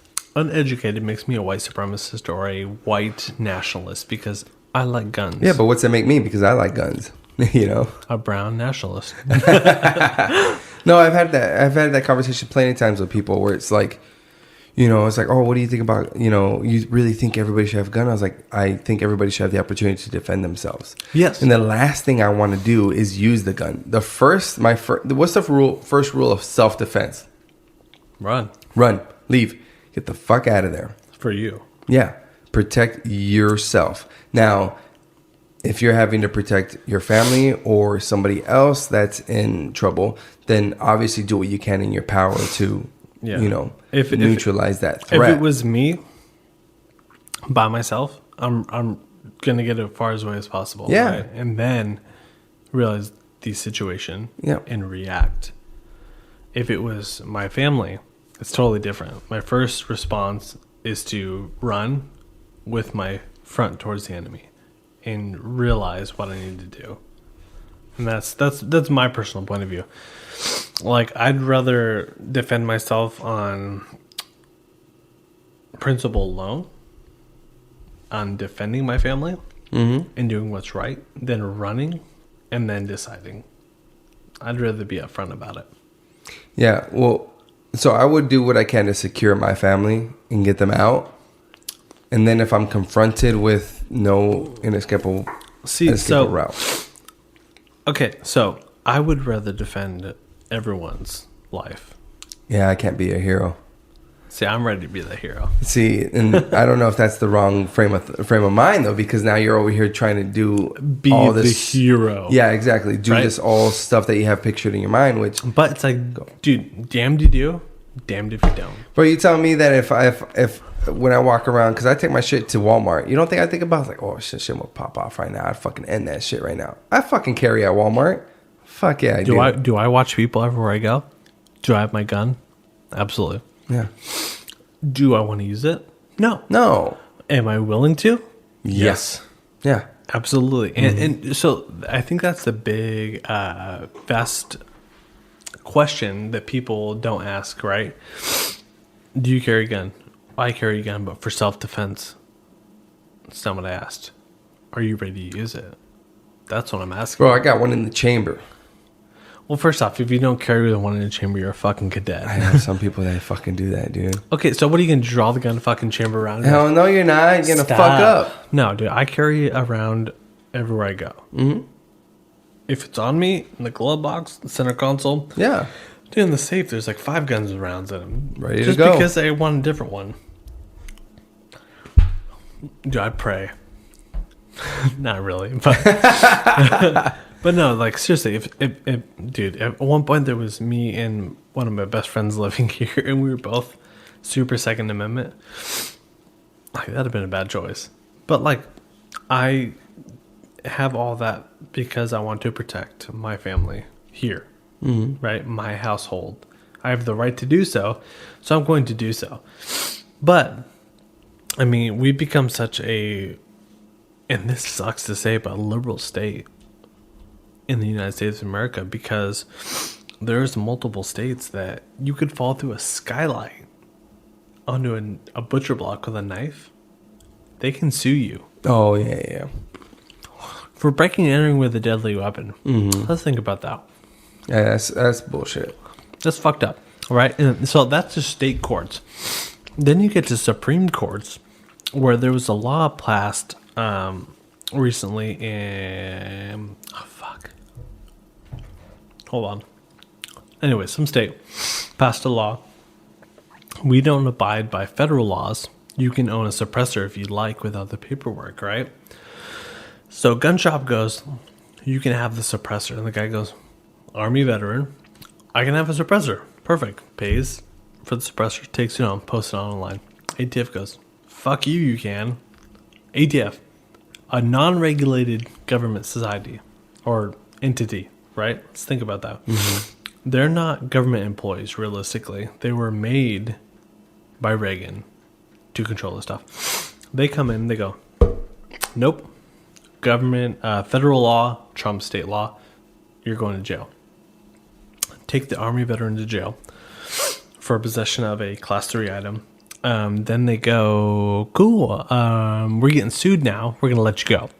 So I let them go. And now they're like, oh, but you can't have your rights back to own a firearm ever again.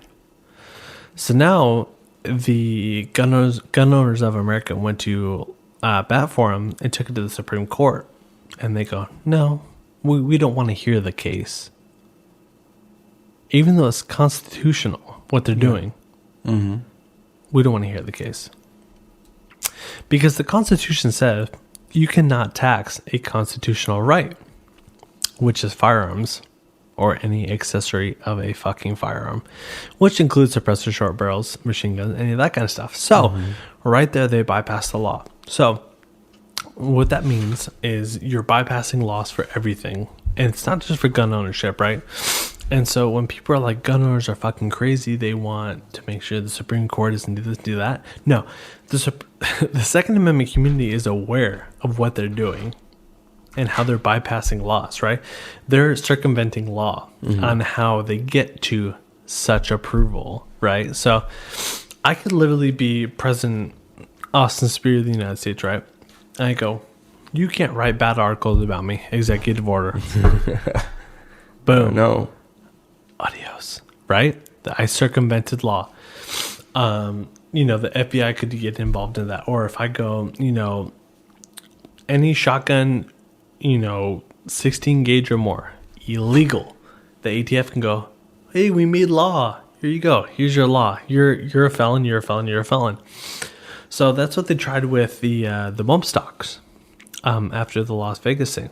Mm-hmm. Trump signed in the bump stock clause executive order, where they wanted you to turn your bump stock as something you legally purchased, because they approved it at one point, and now it's illegal now because it's an executive order, right? So mind you, the ATF doesn't create law, they interpret the law and what's illegal and what's not. All of a sudden, they're circumventing law and making law. That's the problem. And it's not just for gun owners. And if anyone that's not a Second Amendment supporter or a right-wing supporter thinks that it's about gun laws, it's not about gun laws. It's about the chance that the president or Senate or whatever have you can have the chance to be like, hey, this is law now. This is law now. This is law now. They're circumventing the judiciary portion. That's the scary part, and I don't think people are seeing it. They're just like, oh, it's just they want to ban 15 rounds or more. It's no big deal. You give them a mile by circumventing law. What's the next president going to do? Mm-hmm. And it could be a Republican president. It could be a Democratic president. It could be an independent. What makes you any different from if goes, well, Trump did this, I'm going to do this. Yeah. So when people go, Bernie Sanders wants universal income or universal health care and it's going to bankrupt us and all this kind of stuff, and they're like, who cares? He'll never get it through even if he's president. Well, we just figured out under the last administration, 4 years, right? It's not even been 4 years yet, that circumventing law works twice. Literally, if I was president, I'd go, fuck it, full autos are legal. Sold. You know what I mean? And I think that's the scary part that people don't understand. They're like, even if you say if you're a Bernie Sanders supporter, right? Which I don't not like Bernie, but some of his views I don't agree with because that's just how I am. People are like, well, even if he's, gets elected, he won't be able to choose national income or national health care and all that kind of stuff, right? Bullshit. Executive order. That's what executive orders are. I feel like there's a check and balance for executive orders, though. No, but there's not. Where was the bump stock ban? Where was the check on that? No. It just went straight through. Not well versed enough in that. But it's not even a law. He signed an executive order, bypassed Congress and the Senate, went past the judiciary community, right? Went straight to the ATF, which is not even a government entity realistically. They're not a true form, a branch. They're not legislative, executive, or judiciary. They're a fucking made-up company, an alphabet agency, if you will, dictating alcohol, tobacco, firearms, and explosives, blah, blah. And all of a sudden they're like, cool, if you have this bump stock, you're a felon now for 5 years. Guess how many have turned in? Yeah. 0. Because it's illegal, but they think it's legal. So, I mean, when people are like, Bernie's not into that, and I'm like, it doesn't matter what the Congress or Senate's into. It's you've set the precedent. Trump has set the precedent. I hate to say that. So, for everything good he's done, a fucking idiot for setting that precedent.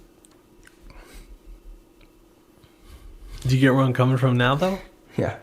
It's all precedent, dude. Literally, if I go, robbing people that are 50 or older because they can't defend themselves is okay. And all of a sudden, everyone's like, bah, it's okay. He signed an executive order. It's fine. You know what I mean? It's just like, it's fucking mind blowing that there's. I don't know. I just feel like executive orders can still be challenged, though. They can, but not realistically. I don't know. Because that's kind of dumb to give the president that much power. Facts. But when he's giving the power to a non-government entity, that's the problem. A government entity that doesn't make law, they interpret the law, is where it gets tricky. Yeah. But I could almost equate that to being like a private company. So it's like, well, is the private sector better than the government sector in this case? What do you think the TSA is? They're private. Oh, yeah, they're private, for sure. I love my balls touched. And on that note, dude, we got to wrap this up. I got to be out. What time is it? No, we got a couple more. Hold on. What do you mean you got a couple more? A couple more balls. I'm okay. Fuck you talking about? What do you want? I don't know. No, we're not done. I'm not done. You said a full out podcast. What do you got then? I'm gonna need to re-up. Who's making a run? For what, food? Yeah. Are you hungry? What do you got in the fridge? You want me to tell Tabitha? What do you got in the fridge? I'm gonna make something. Hold on. Just put it on pause. All right. Break. We're not done. You wanted a podcast? We're getting a podcast. I guess so. All right. Juan's tapped out. So. Well, what are we doing? Let's continue. You back on? Let's continue on my journey to the top of destroying my liver. What the fuck did you bring out? All right. So this is Colonel E.H. Taylor. That's what it says. Colonel Colonel Taylor. Single barrel, 100 proof, bottled in bond. One of the founding fathers of bottled in bond. Another Frankfurt, Kentucky. Frankfurt. One of the originals. So, this one, single barrel. Beautiful Is it a bottle. single barrel, small batch? Single. So, a single barrel and small batch, pretty readily available. Ooh. You want to try a rye? What? I just got one of his ryes. Yo. No, but it's like hard to find. I just got it though. Hard to find shit's good. So bottle and bond, 100 proof.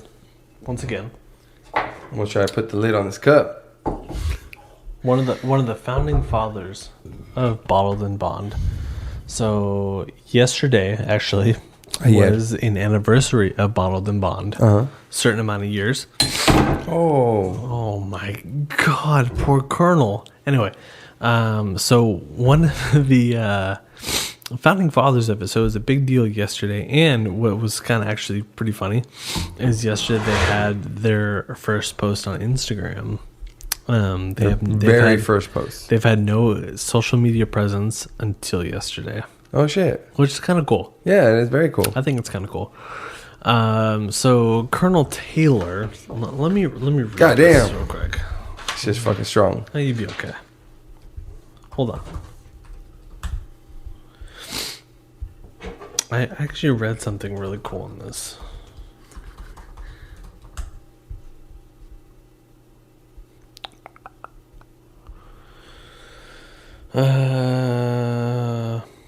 So it was a formerly abandoned distillery along Glens Creek near Frankfort, Kentucky. It's being restored for Castle and Key, an upstart distillery. So I actually watched a distillery. I believe it's called Neat. I think it's on Hulu. Okay. Like Stephen Zane's in it, like narrating it or something like that. But yeah, so some upstart distillery took it over. Is doing some cool new stuff in it, which is kind of cool. But it was abandoned after Prohibition. But yeah, so Buffalo Trace picked them up, their old recipes, and kind of revived the company, which is kind of cool.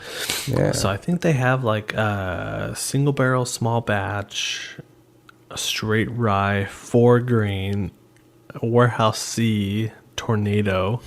Because when the tornado knocked it down, or some bullshit, and they had barrels left over.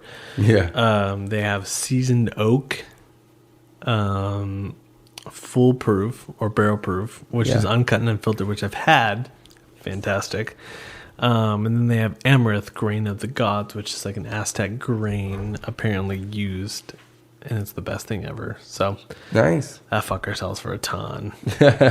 I'll never see most of that kind of shit, but each Taylor is actually really good. I found mine at retail. Oh, nice. So most people are selling it for like $100 a bottle. Still 100 proof, so it's got some heat on it. Fuck yeah, it does. But it's more traditional. It's bottled in bond, 100 proof, certain grains. It's a heater. Pretty good. Well, cheers, motherfucker. Cheers.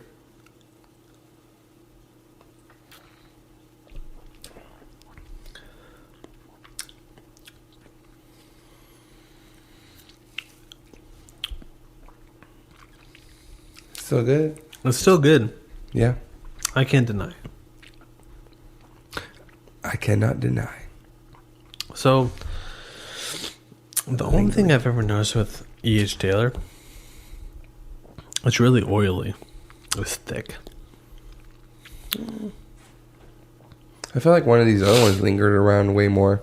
No. So, like, the finish is like the length, but like it's oily. When you drink it, it's like thick. I don't know. I had a decent little shot. I didn't have it too much.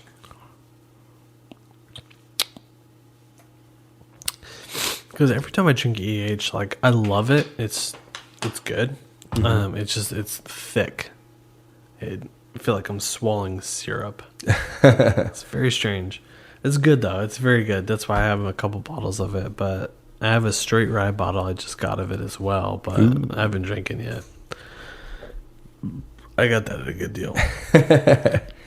Well, that's the thing. You've shown great patience, and you only get something if it's a quote unquote good deal. Well, that was the dude that was at one of the shops. It was like, I'll give you $20 off for 2 bottles. So I was like, well, the E.H. Taylor's already a good deal, so I'll just take that and run. Yeah. And he was kind of pissed off. He was kind of like, wait, maybe I underpriced that. You know what? And shame on that dude. That's what he gets. Yep. I mean, now, like I said, I have like 70 bottles or something like that. It's you got a fucking ton, dude. That's like, how do you even choose? That I don't even know anymore. I just kind of pick what's looking low and I try to finish it. I mean, that's why you can see all the bottles up there. I need those bottles. Those are the ones I've not thrown away. Don't throw any away. Any glass. No, that's too much evidence. Any glass. It's too much evidence of alcoholism. It's all right. I mean, why not? I'm right there with you. Well, that's okay. I'm right there with you. You just drink shitty rum. Nah. Yes and no. Anyway, what were we talking about? Let's get in deep to government conspiracies. About what, though? There's so many. Because the government does everything wrong except conspiracies. It's the only thing that they do right. Well, to certain people, they're not conspiracies. Yeah, so they do everything wrong. They can't provide good health care. They can't provide good education. But they can convince you that jet fuel burned down the Twin Towers. The answer alone, the pause alone. So, I want to say that no, it didn't go down the way the report says. But then you almost seem silly thinking that there's anything more grand than that, because it would have taken so many people to do it. But then there's the issue of Building 7. Building 7 wasn't in the final report. And so how do you not include Building 7 in the final report? Okay, fair enough. But so, how many people would have to be involved and had to make disappear to make... All right, you ready? That plausible. So, jet fuel burns... Yeah. I know. At 410 degrees Fahrenheit. What temperature does steel melt? I would probably say like 600. 1,500. Yeah, so 1,500 burns, but it weakens at some point. Not enough to collapse a building. So it's taking an impact and it has weight above it. Okay. Well, so what temperature? That's just me thinking. That's just me playing. Again, The odds, right? That will 650 degrees is Celsius, Is which what? is 900 degrees Fahrenheit. Yeah. That's a vast difference. Yeah, and there's also the key of how it went down, because it shouldn't have gone down that cleanly. Like, looking at it. So there's recently a group that went through all the evidence and decided it was a controlled demolition. Based on who set it up? How many people would have it taken to set up? One. What do you mean one person said all the detonation? 20 people. A couple people that have wagers in oil prices. A couple that have wagers in military. So normal people Approval. that handle demolitions that they paid off. Why not? Like, none of them has a conscience. Has a conscience. When you get paid enough, look at Hillary Clinton. Look at Of Jeffrey. course, everybody has their price tag, and especially if they have a family to support, then you're willing to do more things to make sure that your family's well off. To me, any lifelong politician should be doing it for the people with receiving a minimum pay, not millions. Yeah, for sure. That's where I have a hard problem understanding how Hillary Clinton's a billionaire. Well, she gives talks. Or the Clintons are billionaires. They give talks and they have influence. Why Bernie Sanders is a millionaire off writing a book of being a senator when he's passed no significant laws or passed anything through Congress. I would say him is because he's been saying things since the 80s that are now common. So he's kind of stayed true to his original ideals. Goals. Yes, And absolutely. they've worked out. Have they?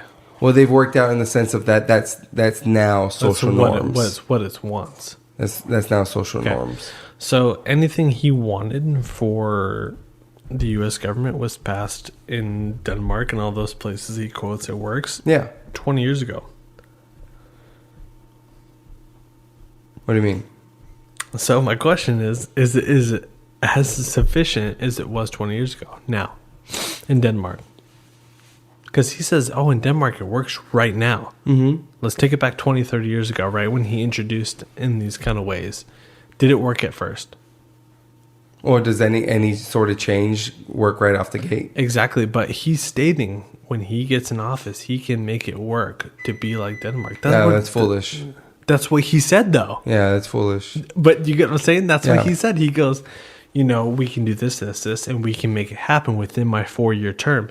If it took 20, 30 years since he's been pushing these items, what makes you think it's going to work overnight? And but if you already have the blueprint that it worked in other countries, here's the thing though, they have a lot less people than us. A lot less. Yeah. So I think that's the biggest thing is where people are like, well, Denmark works To on the scale. cool. We're one of the biggest countries on earth with the biggest capitalism market where people are doing their thing, making money, and being successful. I don't have to tell you. Mm-hmm. Denmark, it's not the same thing. It's really not Argentina. It's not the same thing. America is the biggest free market on the globe. You take that away from people, and you're going to see a ginomical. Well, it wouldn't be taken away. The free market wouldn't be taken away. It would still operate. But they want to tax the shit out of you. No, they would tax. I think he has said he would pay for either healthcare or tuition by taxing stock market trades at 0.001 or 0.01% on trades. He said, actually, that's why I have this. Because I'm a motherfucker. Yeah. So am I. Did you put the pizza in there? No, bitch, I'm getting there. Stand by. Get over there.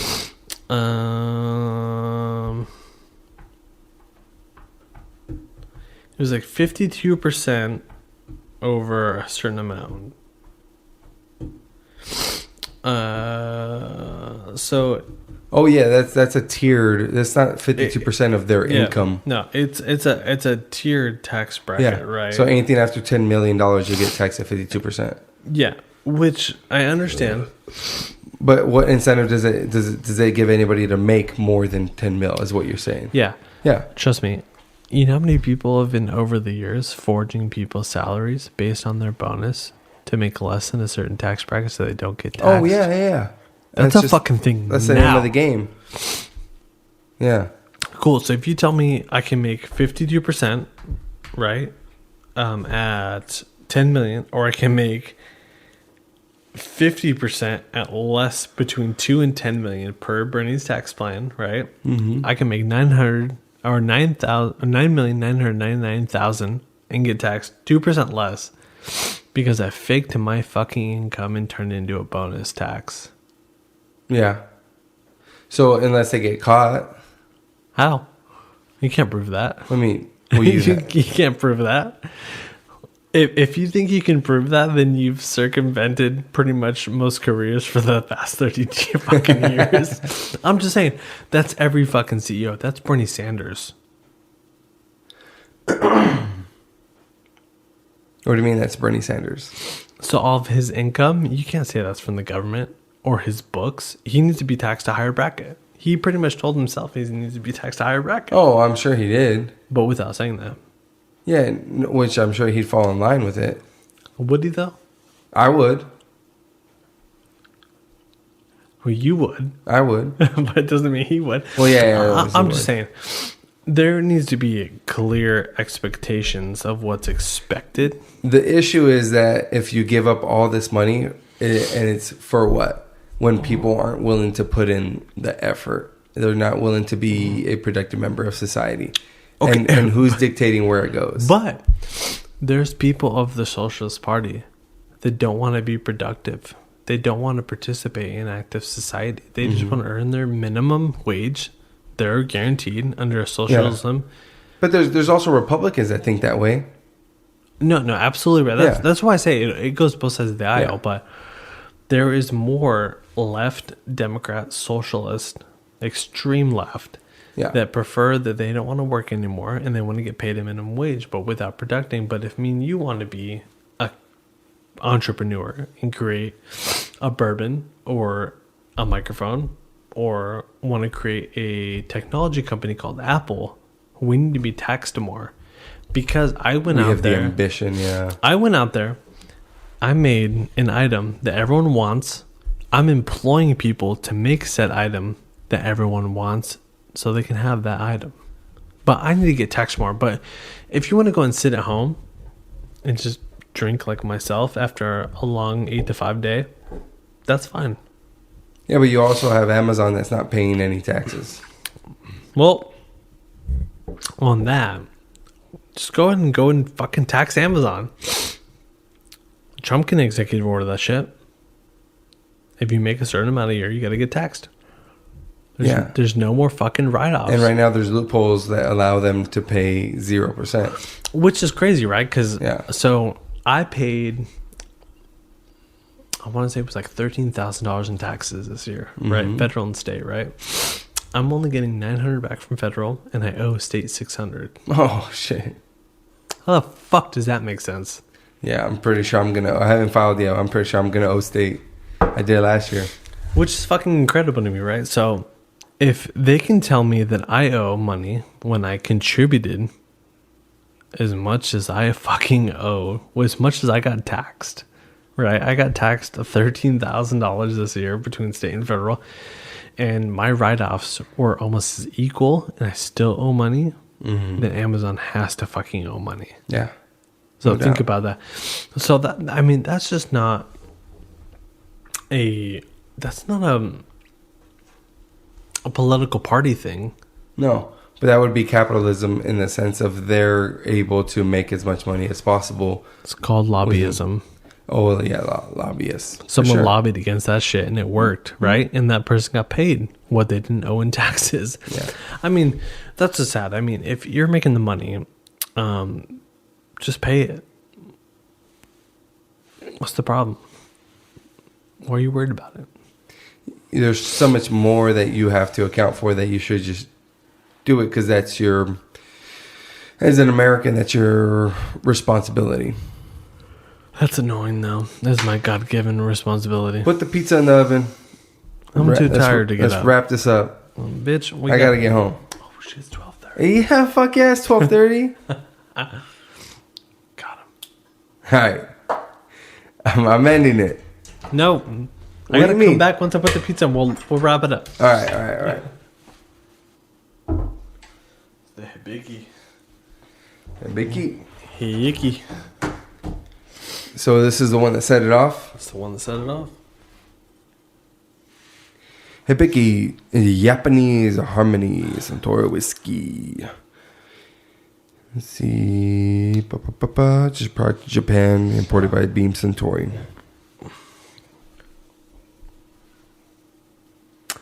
.86 proof.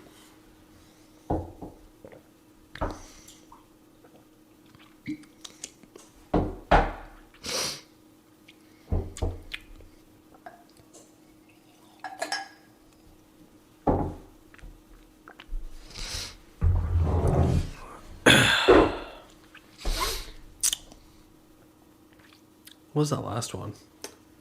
Colonel Taylor. Colonel? It's just spicy. Oh, you just finished it? Yeah, every one of those I've had, it's been spicy. The barrel proof, just as spicy, but at 130, not 100. Yeah, that was pretty fucking potent for 100 proof. So most of those are bottled in bond. Oh, I see this. I see the tag on the handle. Yeah, so they're 100 proof. Or on the neck. Pretty impressive considering how spicy that fucker is. And that's all of them too. I've never had one that was like, ooh, that's good. But then again, I can't afford the ones that are, ooh, that's good. Ooh, that's good. Yeah. That's good. That fucking bought out. That's what it is. So it's a Suntory Japanese Harmony, a blend of Japanese whiskeys from Suntory. That's leathery as fuck. 86 proof. Once again, dude, like I said, most Japanese whiskeys I've had, very peaty. Different kind of oak. Yeah, super leathery at that point. Oh, yeah. Uno más. Hey, if I don't win that fucking competition for best picture in that group, I'm going to kill someone.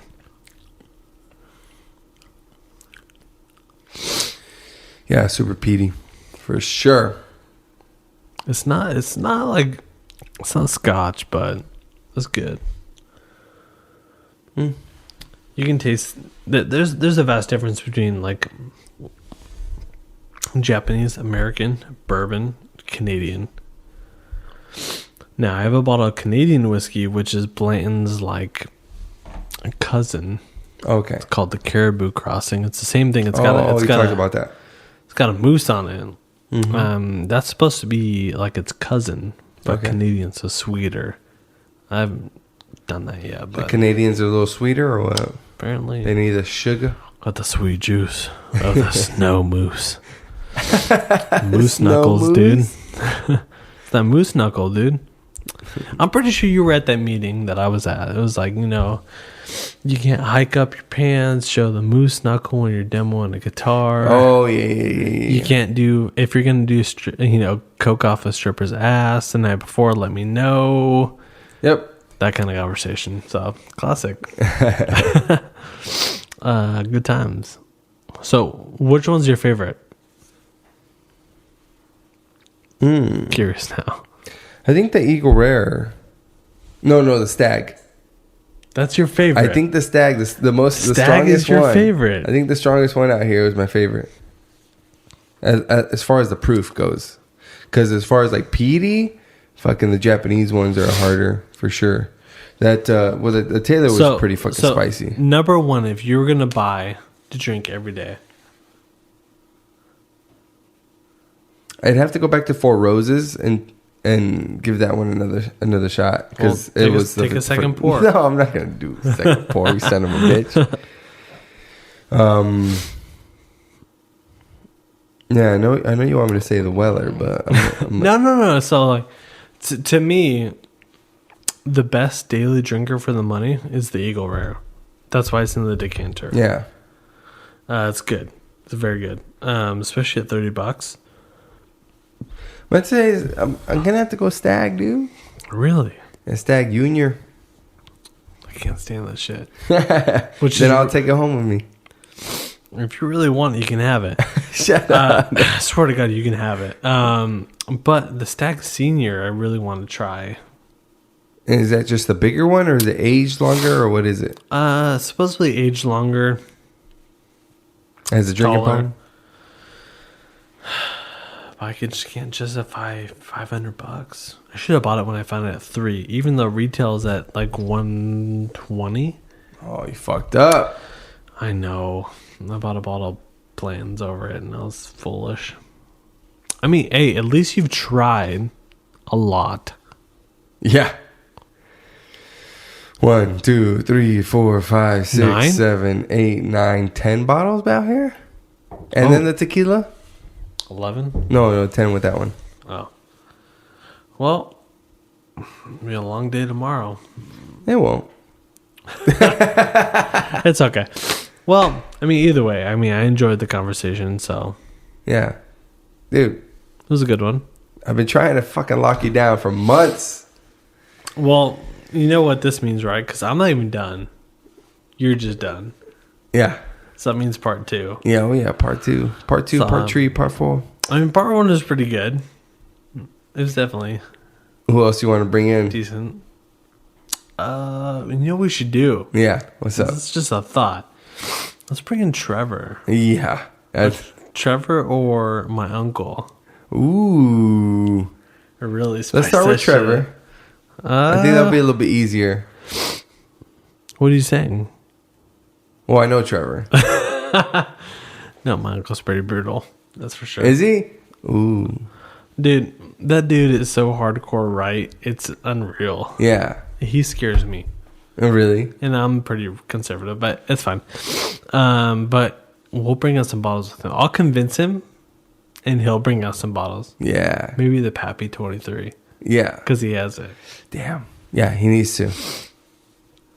Tell him I tried it and I didn't like it. But yeah, dude, fucking Juan said that Pappy was garbage. He doesn't want it. At least so you pretty much toured, realistically, some of the biggest lines and brands of bourbon in the world. Dude, thank you. That's fine. No, that's fine. It's just kind of crazy because, I mean, realistically, if you went to a bar, Oh. $150, $200. Damn, so what do I owe you? A little handy? Sure. No fashion? An old-fashioned reach around, dude. It's fine, dude. A rusty trombone? No trombone here, but I got a sax, dude. Play it, dude. Along with a lot of keys. If you get right, hit the right note. I don't know what to tell you. Yeah, it's been fun. I'm super stoked. Maybe next time we'll get into the next echelon of bourbon. You know we will. You hear how deep my voice is now? I'll just bring you some at lunch tomorrow. Yeah, you can do that too. This is how I picture my voice in my head most of the time. Yo, deep, Yeah. smooth jazz. That's me. That's fucking 10 drinks deep. It's fucking 12:30 in the morning. Dude, it's more than that. A cigarro. It's more than that. So say each beer is like 6% or less. All these are at least 35, 40%. 50%. Yeah. So if you think about it, drinking this shit straight, you've had 1, 2, 3, 4, 5, 6, 7, 9, 10, 12 shots of the common well, which is like 15%. So do the math. I don't want to. I'll do it tomorrow. No, someone's going to have to pick you up. It's fine. Woo! All right, thanks for doing it, man. Hell yeah, this was fun. Super fun. Again, thank you for the tour. I'm glad we were able to do it. And on the next one, Part 2 is coming by far. buckle up, sons of bitches. All right, thanks for tuning in. See you later. Bye. That was fun. Hey, dude. So we'll have to definitely do a part 2. Part 2. We'll get even deeper.